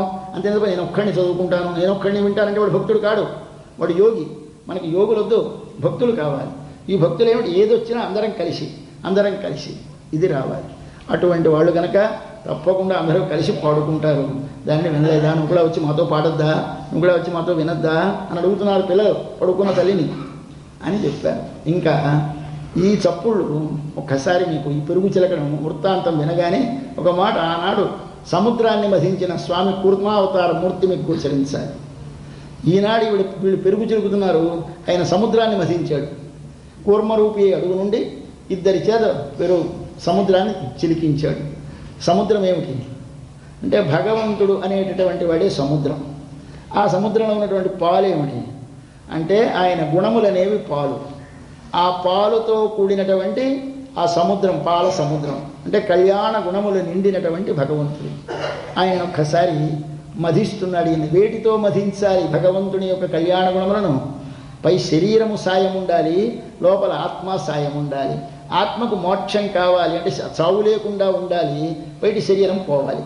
ఇది కదండి మన కోరిక. ఈ పై శరీరం పేరు రాక్షసులు అని పేరు పెట్టుకోండి, లోపలి ఆత్మకి దేవతలు అని పేరు పెట్టండి. దేవతలు రాక్షసులు కలిసి చిలుకుతారు. ఒక్క ఆత్మ చిలకగలదండి? భగవద్గుణానుభవం చేస్తుందా? ఒక్క శరీరం ఉంటే చేస్తుందా? ఒక శరీరం ఉంటే చేయదు, ఒక ఆత్మ ఉంటే చేయదు. శరీరము ఆత్మ కలిసి చిలకాలి. ఈ రెండు రాజీ పడాలి. నువ్వు నేను కలిసి చేద్దాం, వస్తే అమృతత్వం ఇద్దరం పంచుకుందాం అని ఇద్దరం అనుకున్నారు. కానీ ఆయన వచ్చి ఏం చేశాడు? బిబ్బాయి దీనికి వద్దే తీసేసి దీనికి మాత్రం అమృతం ఇచ్చేశాడు. ఇది కథ. ఆ కథ మనకు అర్థం తెలియక అరే ఎంత పక్షపాతం అండి, మోహినిగా వచ్చేట, వాళ్ళని కాస్త రాక్షసులకు ఇవ్వడం మానేసేట, వీళ్ళకి ఇచ్చేసేట. ఇది ఎక్కడ కథ? మన కథ రోజు జరుగుతున్న కథే. భగవంతుని యొక్క గుణములను అనుభవించినటువంటి వారికి శరీరం సాయంతో అనుభవం అనుభవిస్తారు. కానీ చివరికి ఏమిటి లాభం? శరీరం పోతుంది, తాను మోక్షం పొందుతాడు, తాను అమృతం తాగుతాడు, తాను అమృతం తాగుతాడు, శరీరాన్ని వదిలేస్తాడు. ఇది కదా కథ. ఈ కథ చెప్పాలి మీకు ఒక్కసారి. ఎలా చెబుతాడు? అమృత మథనం వృత్తాంతం చూపించాడు స్వామి కూర్మావతారంలో. దీనికి మథనం చేయించాడు, వచ్చింది. అప్పుడు మథించినప్పుడు కూడా ఇలాగే 3 సౌండ్స్ వచ్చేయట అని మన నమ్మాళ్ళు వారని ఒక మహాభక్తులు తమిళంలో ఆయన విన్నారు. 6 మలైక్ ఎదిరిందోడు మొలి అర ఊరుషులాయ్ మలైతే ఎక్కుమొలి కళల్ మారు సుజన్ను అழைకెన్నవలి అప్పన్ షారుపడ ముదం కొండనాన్రే అంటారు ఆయన. అయ్యా వాళ్ళ 3 సౌండ్స్ వచ్చేయండి. ఏమిటా సౌండ్స్? నదులన్నీ పారొస్తున్నాయి సముద్రంలోకి. నదులు ప్రవహించి వస్తూ ఉంటే వీళ్ళు తీసుకొచ్చి మందర పర్వతం పెట్టేశారు సముద్రంలో. ఏమిటైపోయింది? ఒక్కసారి సముద్రం లెవెల్ పెరిగిపోయింది. పెరిగిపోతే నీటి మట్టం పెరిగిపోతే ఏమిటో అవతల నీరు లోపలికి రాదు. రాకపోతే పారుతున్న నదులన్నీ ఏమైపోతాయి? వెనక్కి మళ్ళీ వెళ్ళిపోతున్నాయి. ఏ కొండ నుంచి వచ్చాయో ఆ కొండకి ఎగబారిపోతున్నాయిట ఈ నదులన్నీ. 6 మలైక్ ఎదిరిందు ఓడు ఒలి. నదులు కొండకి ఎగబాకు ధ్వని ఒక ధ్వని వచ్చింది. తర్వాత అర ఊరుషులాయ్ మలైతే ఎక్కుమలి. ఒక పామును చుట్టారు దానికి వాసుకుని. ఈ వాసులు ఇది లాగుతున్నారు, అవతల వీళ్ళు అవతల వాళ్ళు. లాగుతుంటే ఏమిటవుతుంది? అది ఇలా ఇలా ఇలా లాగితే తాడు చప్పుడైనట్టు ఈ పాము చప్పుడు అవుతుంది. ఆ చప్పుడు ఒక చప్పుడు, రెండో చప్పుడు, ఇంకా మూడో చప్పుడు ఏమిటవుతుంది? ఇలా తిరుగుతూ ఉంటే ఈ పాలు జర్ జర్ జర్ తిరుగుతాం. మనం పెరుగు తిరిగితే చప్పుడు ఎక్కడి నుంచి వస్తుంది? ఇలా తిరిగితే పిట్టువాడు తిరగదు పెరుగు. అలాగే తిరుగుతున్నాయి పాలు, తిరిగితే అదొక చప్పుడు. కాబట్టి 3 చప్పుళ్ళు వచ్చేయట. పారుతున్న నదులు కొండకి ఎగబాకిన సౌండ్ ఒకటి, కొండకి చుట్టిన పాము కొండ చుట్టూ లాగుతూ ఉంటే వచ్చే చప్పుడు ఒకటి, ఈ లోపల తిరుగుతున్న పాలు ఇటు అటు ఇటు అటు తిరుగుతూ ఉండే వచ్చే చప్పుడు ఒకటి. 3 చప్పుళ్ళు వినపడ్డాయన్నారు ఆయన.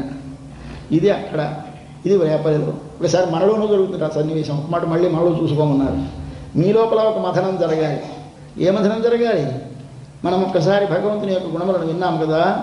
ఆ భగవంతుని గుణములను మనకి వినిపించినటువంటిది ఏది? గోవులు కదా. ఇచ్చినవి ఎవరు? గోవులు కదా, వేదములు కదా, ఉపనిషత్తులు కదా. ఉపనిషత్తులు వచ్చినటువంటి గుణములను ఒక్కసారి మీ లోపల ఏమిటి చేయాలి? మీరు శ్రవణం చెయ్యాలి, మననం చెయ్యాలి, తర్వాత వాటిని ధ్యానం చెయ్యాలి. ఆ ధ్యానమే మథనం. దానికి మథించండి. అంటే ఉపాసన అంటే ఏమిటి? అసకృత ఆవృత్తి, మరల మరల మరల తిప్పుట. మీరు ఏదైనా ఒకదానిని మరల మరల మరల మనసులో తిప్పితే దాని పేరు ధ్యానం అంటారు. ఆ మరల మరల తిప్పుట అంటే చర్నింగ్ చెయ్యాలి. ఇక్కడ ఏమిటి? ముందు పేరబెట్టాలి మననం చేసి, ముందు వినాలి శ్రవణం చేసి, శ్రవణం చేసి విన్న పాలని మననం చేసి గట్టిపరిచి ధ్యానం అనేటువంటి మరల మరల త్రిప్పితే దాని నుంచి వెన్నొస్తుంది. భగవంతునితో సంబంధం నాకు ఉన్నది కనుక, ఈ భగవత్ సంబంధం ఉన్నది కనుక వారినే నేను పొందవడనే కర్రకి దానిని తగల్చి వాడే నాకు పొందదగిన వాడనే భావనతోటి సమస్త వ్యాపారాలు చేస్తూ ఉంటే నీ చేతులతో కవ్వం తిప్పితే నీకు లోపల 3 సౌండ్స్ వినిపిస్తాయి. ఏమిటా సౌండ్స్? వీరు యోగాభ్యాసం చేసేవారు చెబుతూ ఉంటారు, లోపల కొన్ని సౌండ్స్ వినిపిస్తూ ఉంటాయని. వీరు అలాగే అంటారు, 3 సౌండ్స్ వినిపిస్తాయని. వీరు భక్తి మార్గం వారు. వీరికి ఏమిటి సౌండ్స్ వినిపిస్తాయండి అంటే, ఈ విషయములన్నీ కొండల్లాగా మన మీదకి కొండల నుంచి పారుస్తూ ఉంటాయి. కొండ మించి నది ఎంత స్పీడ్తో వస్తుందో కన్ను కొన్నింటి లేకొస్తుంది. ఓ పక్క నుంచి నదులు ఇవి, ఓ పక్క నుంచి నదులు ఇవి, ఓ పక్క నుంచి నదులు ముక్కు, ఓ పక్క నుంచి నదులు నాలుక, ఓ పక్క నుంచి నదులు చర్మం. ఎన్నో ముట్టుకుంటున్నాం, ఎన్నో తింటున్నాం, ఎన్నో వాసనలు చూస్తున్నాం. ఇవన్నీ ఎక్కడికి? మనస్సులోకి జార్ జార్ జార్ పరిగొస్తున్నాయి నదులు. నువ్వేమిటి చేయాలి? వెంటనే వీటన్నిటినీ రాకుండా వెనక్కి మళ్ళించాలి. ఎలా మళ్ళిస్తావు? ఒకసారి మధ్యలో పెద్ద మందరపర్వతం పెడితే అవే వెనక్కి వెళ్ళిపోతాయి. ఏమిటి మందరపర్వతం? నేను అన్నిటి చేత పొందబడేవాడు భగవానుడే తప్ప వేరొకటి కాదు అనేటువంటి ఒక మందరాన్ని, అధ్యవసాయం అనే మందరాన్ని, వ్యవసాయం అనేటువంటి ఒక మందరాన్ని హృదయంలో స్థాపించు. ఏ పని చేయి, పని చేయడం మానక్కర్లేదు. ఫలాని పని చేయాలనే నియమం లేదు. ఏ పని చేసినా నీ శరీరముతో చేయదగిన పనిని నీవు చేసినప్పుడు మధ్యలో మాత్రం మందర పర్వతాన్ని పెట్టు.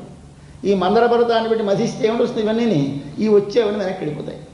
ఏవి? చెవుల్లోంచి వచ్చేవి, ముక్కులోంచి వచ్చేవి, నాలుకలోంచి వచ్చేవి, కంట్లోంచి వచ్చేవన్నీ 6 మలైక్కు ఎదురిందోడు మలి విషయములు వెనకకు మళ్ళీపోతాయి. తర్వాత అప్పుడు అదొక సప్పుడు. రెండవది ఏమిటి కావాలి? పాము కట్టి లాగుతున్నాం కాదు, ఈ లాగుతున్నప్పుడు తాడు కవ్వం తగిలిన చప్పుడు ఒకటి వినిపించాలి నీకు లోపల. ఏది తాడు? ప్రేమ, భక్తి, భగవంతుని భక్తి. ఏది కవ్వం? కవ్వపు దండెము, అధ్యవసాయం. ఈ వ్యవసాయము ప్రేమతో స్వామి యందు ఆయన యొక్క గుణములు తెలుసును నీకు, ఆయనతో నీకున్న సంబంధం తెలిసింది. ప్రేమ కలగదా? ఒక మంచి సంబంధం తెలిసి ప్రేమ కలిగిన వాడిని నువ్వెంత ప్రేమిస్తావు? అట్లాగా స్వామి మనకు చేసిన ఉపకారాలు తెలిస్తే ఒకసారి ప్రేమ కలిగి ఆ ప్రేమ అనే తాడితో పూనుక అనేటువంటి అధ్యవసాయం అనేటువంటి కవ్వాన్ని తిప్పుతూ ఉంటే ఒక సౌండ్ వస్తుంది. ఇది రెండవ సౌండ్. మూడవది ఇటు అటు ఇటు అటు తిరుగుతున్నాయి కాదు పాలు పెరుగును. అలాగే మన లోపల కూడా ఒకసారి ఆహా స్వామి ఎంత సులభుడివయ్యా, ఉడికే హరి అంటే వచ్చేస్తావా, గోవింద అంటే వచ్చేస్తావా, సౌలభ్యాన్ని అనుభవించండి ఒక మాట. ఇది ఇటుపక్క తిప్పుతుంది. మళ్ళీ ఇటుపక్కకి ఓహో స్వామి మా హెచ్చుతగ్గులు చూడక మాతో కలుస్తావా.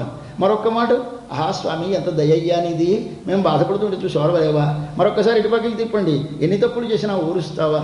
మరొకసారి తిప్పండి, ఎన్ని తప్పులు చేసినా స్వామి మా దోషములను చూడవా. ఎంత ప్రేమయ్యా. ఇలా ఒక్కొక్క గుణం ఒక్కొక్క గుణం ఒక్కొక్క గుణం ఇలా తిప్పుతూ ఉంటే ఏమవుతుంది? ఇది ఇటు అటు అటు ఇటు పెరుగు పాలు తిరిగినట్టు తిరుగుతుంది నీ లోపల. ఆ గుణములనేటటువంటి పాలు తిరుగుతాయి. తిరిగితే ఇది మథనం. దీనితో ఏమొస్తుంది? నీ మనస్సు నవనీతం అవుతుంది. నీ మనసు నవనీతం అంటే ఏమవుతుంది? విషయములనే జలములలో ములగదు, విరక్తమవుతుంది. భగవంతుని ఎడబాటు క్షణకాలం వాడి గుణములు అనుభవించకుండా స్మరణ లేకుండా ఉంటే కరిగిపోతుంది, ద్రవించిపోతుంది. ఈ స్థితి కలిగితే అది నవనీతమవ్వాలి మనస్సు. అది చెయ్యాలి లోపల. బాహ్యముగా అక్కడ సముద్ర మథనం, ఇక్కడ రేపల్లెలో దధి మథనం.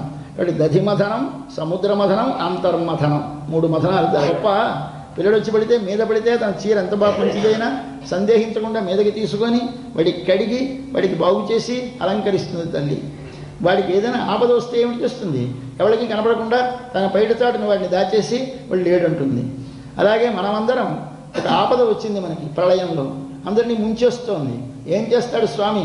అన్నిటినీ చూసి లోపల పెట్టేస్తాడు. బయటలో దాచినట్టు తన లోపల పెడతాడు. దానిని ప్రళయం. ప్రళయములో సర్వ ఆపద కలిగినప్పుడు జీవులందరినీ రక్షించేవాడు స్వామి నీవు. మళ్ళీ అవసరం వచ్చినప్పుడు శరీరం వచ్చి శరీరం ఇచ్చిన తరువాత సర్వదోషములు చేసి అంతా మురికి అంటించుకుంటే మా మురికిని అయ్యో ఎంత మంచిదన్నట్టుగా ప్రేమతో కడిగేవాడివి నీవు కదా తండ్రి. నారాయణ నారా సమస్త పదార్థములయందు అయనా చోటు చేసుకుని ఉన్నవాడా, నారా సమస్త పదార్థములను ప్రళయములో అయనా నీయందే నిలుపుకున్నవాడా. ఈ సకల పదార్థ జాతమంతా ప్రళయములో నీయందే ఇమిడి ఉన్నది కదా. వెలికి వచ్చిన తర్వాత ఎంతో అపరాధములు చేసి దోషములు పూసుకున్నటువంటి జీవుల యొక్క పాపరాశినంతని పటాపంచలు చేసి అహం నేనున్నాను, నీకేం పర్వాలేదు, అన్ని వదిలే, మామేకం శరణం వృజా, అహం త్వా సర్వపాపేభ్య మోక్షయిష్యామి. నేనే నీ ఒంటి గంటిన మురికిని కడిగి వేస్తాను. అది నీ మురికి కాదు, నాది. నువ్వు నా ఒడలు, నా ఒడలికి అంటిన మట్టిని కడుక్కోవడం నా ఎవరికైనా లోకానికి ఉపకారమా? అది నాకే ఉపకారం అన్నాడు స్వామి. అంతటి వాత్సల్యం కనిపిస్తుంది. ఒకసారి నారాయణ శబ్దం ఉచ్చరిస్తే ఆహా స్వామి యొక్క వాత్సల్య గుణం ప్రకాశిస్తుంది. కనుక నారాయణ అనగానే లేస్తుంది అనుకున్నారు మన పిల్లలు. నారాయణ అన్నా లేవవా? మూర్తి అవును ఉన్నాడు లోపల. ఎవడికి కనిపిస్తాడు? ఎక్కడో ఉన్నాం మనం, అప్పుడు మనకి తెలియదు. కాబట్టి ఉన్నాడని ఎలా తెలుస్తుంది? ప్రళయంలో ఆయనలో మనం ఉన్నామని మనకి తెలియదు. అప్పుడు మనకి శరీరం లేదు, ఇంద్రియాలు లేవు, జ్ఞానం లేదు. ఇప్పుడు వచ్చాడు, ఉన్నాడు మనలో, కనపడ్డు. ఎలా తెలుసుకుంటాం? అందుకోసం ఏం చేశాడు స్వామి? మూర్తి ఒక రూపమును దాల్చి రామకృష్ణాది రూపములతో మనతో సమానమైన రూపంతో వచ్చాడు తండ్రి. ఇప్పుడు మనం ఒక్కసారి ఒక విగ్రహాన్ని కల్పించుకొని ఎదురుగా కూర్చొని స్వామి అని పిలిస్తే పలుకుతున్నాడు స్వామి. నీవు ఏ కోరిక కోరితే ఆ కోరిక నీడేరుస్తున్నాడు స్వామి. అటువంటి స్వామి నీకు మూర్తి అయి వచ్చాడు. మూర్తి అంటే ఆకారమును దాల్చి మన కంటికి చూడటానికి వీలుగా వచ్చాడు. కనుక దీనిలో ఏమి కల్పిస్తుంది భగవంతునిది? సౌలభ్యం. నారాయణ అనగానే వాత్సల్యం, మూర్తి అంటే సౌలభ్యం. నారాయణ మూర్తి. కేశవా మరొక్క మాట అనండి. మూడోది అంటున్నాం, గోపికలు అంటున్నారు కేశవా అన్నాలేవ్వా, నారాయణ అన్నాలేవ్వా, మూర్తి అన్నాలేవ్వా. అంటే స్వామి యొక్క వాత్సల్యమునాన్ని స్మరింపచేసినా లేవవా? తల తెలిస్తే ఎవరైనా లేస్తారే. లేవడం అంటే ఏమిటి? ఈ పడుకున్నవాడు లేవడం కాదు. మనం అందరం ఇప్పుడు పడుకున్నాం అనుకోండి, ఇప్పుడు లేవాలి. ఎందులో పడుకున్నాం? భగవంతునిలో మరచిపోయి విషయములలో పడుకున్నాం. ఈ విషయములలో పడుకున్నటువంటి మనము లేవాలి. ఏమి తలంచి లేవాలి?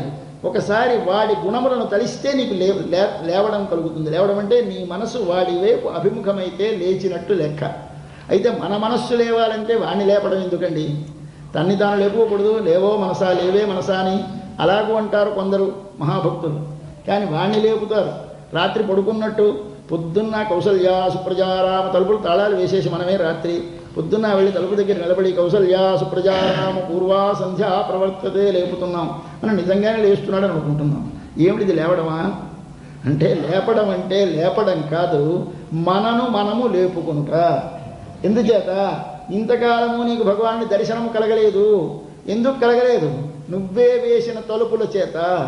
అవి ఎవరో వేయలేదు, నువ్వే వేసావు తలుపులు. ఏమిటి ఆ తలుపులు? రెండు. ఒకటి నేను, ఒకటి నా కొరకు. నువ్వు ఏ పని చేసినా నేను, ఏ పని చేసినా నా కొరకు. రెండు తలుపులు. వీటికి గడి ఒకటి పెట్టాం వెనకాల. అదేమిటి? అహంకారము. నేను నేను నేను. ఈ నేను నేను అనే గడియ వేసి నేను నా కొరకు ఈ రెండు తలుపులు వేసేస్తే స్వామి పడుకున్నాడు. నీకు పొద్దునాడు కనిపించాలని బుద్ధి పుట్టింది. ఎప్పుడు? సత్వగుణం వస్తే. రాత్రి అంటే రజోగుణ తమ గుణాలు ఉంటే ఒకసారి తలుపేసేస్తావు. పొద్దున్న మళ్ళీ లేచి కౌసల్యా సుప్రజారామ లేవయ్యా లేవయ్యా లేవయ్యా. రాత్రి నువ్వే పడుకోబెట్టేశావు, రాత్రి నువ్వే తలుపులు వేసేసావు. పొద్దున్న లేచి ఏమిటి చేస్తున్నావు? లే అంటున్నావు. నేనా లేవాలి? నువ్వా లేవాల్సింది? నేనే. కానీ నేను అనకు. మనం చేసిన తప్పు మనం ఒప్పుకుంటామా? అంటే స్వామి నువ్వు పడుకున్నావు రాత్రి లేవయ్యా అంటాం. అంటే స్వామిని మేలుకొల్పుడు అంటే అర్థం ఏమిటి? స్వామి ఇంతసేపు నీవు కనపడకుండా చేసిన నాలో ఉన్న నేను అనే భావము, నా కొరకనే భావము ఒకసారి తగ్గి నీవు నా కంటికి కనపడేలా అనుగ్రహించు స్వామి. ఈ తలుపు తెరవవలసిన వాడు ఎవడివి? నీవే. వాడి తండ్రి తెరువు అని ప్రార్థించాలి. ఇది ప్రార్థిస్తున్నారు ఇవాళ పాశ్రములు. కాబట్టి అమ్మా పడుకున్నావా? కేశవనై పడవం కేశవ అన్నారట. కేశవ అంటే ఎందుకు లేచిపోవాలి? కేశవ అనగానే రెండు జ్ఞాపకం రావాలిట. అందం ఒక మాట జ్ఞాపకం రావాలి. మన కోసమని కష్టపడి స్వామి మన శత్రువులని ఎలా విరోధులను నిరసించాడో జ్ఞాపకం రావాలి. మనకందరికీ అందం అంటే చాలా ఇష్టం. లోకంలో ఏది అందంగా ఉంటే దాని మీద పరిగెడతాం. పెద్ద జుత్తులు వేస్తూ ఉంటారు. ఈ మ్యాగజైన్స్ మా పత్రికలు వస్తూ ఉంటాయి, మా పిల్లలు చూపిస్తూ ఉంటారు. పెద్ద జుత్తు. ఆ జుత్తు వేసి అదో ఫోటో. ఎందుకంటే జుత్తు ఫోటో ఏమిటి చెప్పండి? కానీ అది ఫోటో అది చూసి మనం పిచ్చెత్తిపోయి మళ్ళీ మన పిల్లలు ఫోటోలు తీసుకుని మళ్ళీ పంపిస్తూ ఉంటారు పోటీలకి. ఏమిటి ఫోటో పోటీ ఏమిటియా అంటే జుత్తు ఫోటో. ఈ జుత్తు ఫోటో దేని? కేశాలకి అంత అందం ఉంది. ఎవరి కేశాలకి? నీ కేశాలకి, నా కేశాలకి కాదు, భగవంతుని కేశాలకి. ఆ దివ్యమైనటువంటి కేశములు స్వామివి. మన అందరి కొన్ని కోట్ల జీవుల యందు స్వామికి కలిగినటువంటి పరిపూర్ణమైనటువంటి ప్రేమకు నిదర్శనం. ఎందుకు భగవంతుడు నిన్ను కాపాడాలి? నువ్వేమి చేసావని? నువ్వేమి చేసావని నీకు ఈ ఉత్తమమైన శరీరం ఇవ్వాలి? ఏమి చేసావని నీకు జ్ఞానాన్ని కలిగించాడు? ఏమి చేసావని శక్తిని కలిగించాడు? వాడికి పిచ్చి ప్రేమ మన మీద. కాబట్టి వాడి ప్రేమను ఏమనాలి? కేశము అనాలి. ఆ కేశములు కలవాడు ఆయన. ఆయనకి మన మీద ప్రేమ. ఆ ప్రేమను చూసి మనం ఆయనను ప్రేమించాలి. ఇప్పుడు ఒకసారి కేశవా, ఇది మొదటి నామం. నామాల్లో మొదటి నామం ఓం కేశవాయ నమః. ఏమిటి చూసిన భగవంతుడిని ప్రేమించాలి? ఆయనకున్న పిచ్చి ప్రేమను చూసి ప్రేమించు. ఎంత ప్రేమ నా తండ్రి అంటే ప్రేమ అనరు కదా, ఇది లోపలి భాష. పై భాషలో మంచి అందమైన జుత్తు కలవాడు స్వామి. జుత్తు చూస్తే మోహం కలిగి వస్తుంది. అటువంటి జుత్తు కలవాడు కనుక, కేశములు కలవాడు కనుక కేశవ. సౌందర్యమును చూసి మోహపడవద్దా తండ్రి తల్లి? లే కాదు. కేశి అని ఒక రాక్షసుడు. ఆ కేశి అనేటువంటి రాక్షసుడిని స్వామి చంపాడు. ఒకనాడు కంసుడు ఎందరో రాక్షసులను పంపించి కృష్ణుని చంపించడానికి ప్రయత్నం చేశాడు. చేసి పూతన మొదలుకొని చివరికి కేశి దగ్గరికి వచ్చాడు. ఈ కేశి అనే రాక్షసుడు ఒక గుర్రం రూపంలో వచ్చాడు. వచ్చి కృష్ణ భగవానుని మింగడానికి వచ్చాడు. ఇలా రెండు దవడలు పైకి కిందకి విడతీసి లోపల పెట్టేసి మింగేసి లోపల పెట్టేసుకుందాం ప్రయత్నించాడు. ప్రయత్నిస్తే స్వామి అలా విప్పిన నోటిలో తన చెయ్యి పెట్టి ఆ చెయ్యి బాగా పెంచేసి ఆ చెయ్యి నోరు నిండిపోయి ఊపిరి ఆడక వాడికి ఊపిరి తిరక్క చచ్చిపోయినాడు.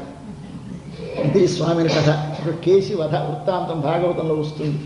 అప్పుడు ఆయనకి పేరు వచ్చింది. కేశిని చంపినవాడు కనుక కేశవుడు అని పేరు వస్తే దీనిని ఎందుకు తెలుసుకోవాలి? మనతోటి పాటు ఉన్న మన రక్షకుని ఒక కాపలాదారు ఉంటే వాడిని ముందు చంపేస్తాడు. ఈ వచ్చిన దొంగ ఏం చేస్తాడు? ముందు మనకి చౌకీదారినో మనం కాపలా వాడిని ముందు కొట్టేస్తాడు. ఎందుకంటే మరి ఇంటికి కాపలాలేదు కానీ వాడు ఇష్టం దోచుకోవచ్చు. కాబట్టి మనకి కాపలాదారుగా వచ్చి లోపల కూర్చున్నాడు భగవానుడు.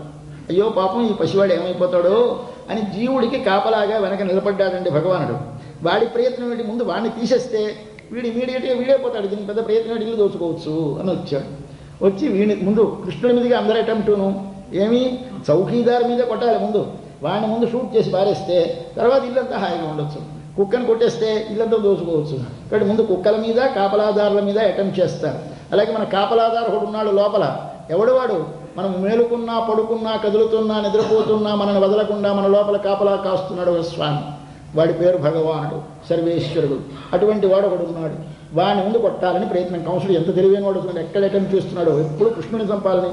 కృష్ణుని చంపడం ఎందుకండి అంటే మనందరినీ చంపేయాలని. కృష్ణుని చంపేస్తే పోతాం కనుక. అంటే గోపికలని తీసేయాలని కంసుడిని తీసేయాలి.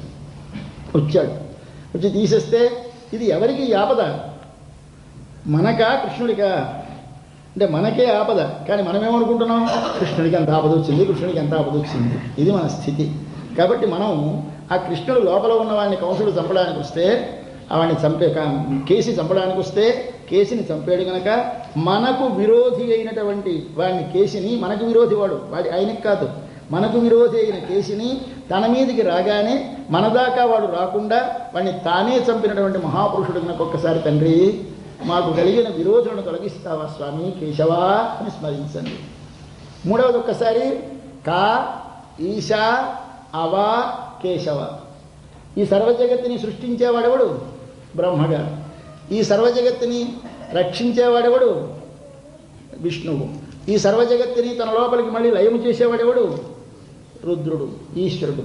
కా అంటే బ్రహ్మ, ఈశా అంటే రుద్రుడు. ఇద్దరిని అవా, వారిద్దరిలోనూ తానుండి వారిద్దరికి కలిగిన ఆపదలను తొలగించి ఆయన ఒకసారి బ్రహ్మగారికి ఆపద వచ్చి పడుకున్నట్ట మరిచిపోయి నిద్రలో మనం చూడండి, అప్పుడు పుస్తకం పట్టుకు ఇలా చదువుకుంటూ ఉంటే నిద్ర వచ్చి పుస్తకం జారిపడిపోతుంది. అలాగే ఆయనకి వేదాలు జారిపోయినాయి. ఒకనాడు నిద్ర వచ్చింది. ఆ నిద్రలో పుస్తకం జారిపోయింది. పుస్తకం జారిపోతే ఆయన పాపం సముద్రంలో ఉన్నాడు. సముద్రంలో స్వామి పడుకున్నాడు. ఆయన బొడ్డు మీద ఈయనకి సీటు వేశారు. అక్కడ చదువుకుందికి సిద్ధపడ్డాడు. సిద్ధపడితే మాట కింద జారిపోతే ఎక్కడ పడిపోతుంది? మనకైతే నేల మీద పడుతుంది, పొద్దున తీయచ్చు. సముద్రంలో పడిపోయి ఇప్పుడు వేదాలు సముద్రంలో పడిపోయినాయి. పడిపోతే ఓ నడుస్తాడు. పుస్తకం పోయింది. ఎవడు మళ్ళీ సంపాదించి పెడతాడు? ఎవడు సంపాదించాడు? మనమైతే తండ్రి అయితే కొంటాడు, మరొకటి చేస్తాడు. ఆయనే తండ్రి కదా. ఏడికాడు. వచ్చారు. ఏమైనా ఏడుస్తున్నావు? పుస్తకం పోయింది నాన్న అన్నాడు. అలాగనే పర్వాలేదులే తెస్తానన్నాడు అని వెళ్ళి సముద్రంలో పడిపోయినటువంటి పుస్తకం తీసుకొచ్చి మళ్ళీ వాడికి ఇచ్చాడు ఆయన. కాబట్టి కా బ్రహ్మగారిని అవా రక్షించాడు. ఈయన కొడుకు, ఈ కొడుకు మన కొడుకు మనలాంటి వాడే. ఈయనకి తండ్రి మీద కోపం వచ్చింది అన్నాడు. వస్తే ఆయనకి ఆవేశం పట్టలేక ఒకసారి 5వ తలకాయ నరికేశాడు. బ్రహ్మగారికి 5 తలలు ఉండేవి. ఆ 5వ తలకాయ నరికేశాడు. నరికేసరికి ఇలా చేతితో తీసేశాడు. ఆయన మహాశక్తిమంతుడు పరమశివుడు. చేత్తో లాగేశాడు. లాగేస్తే ఆ పుర్రె చేతికి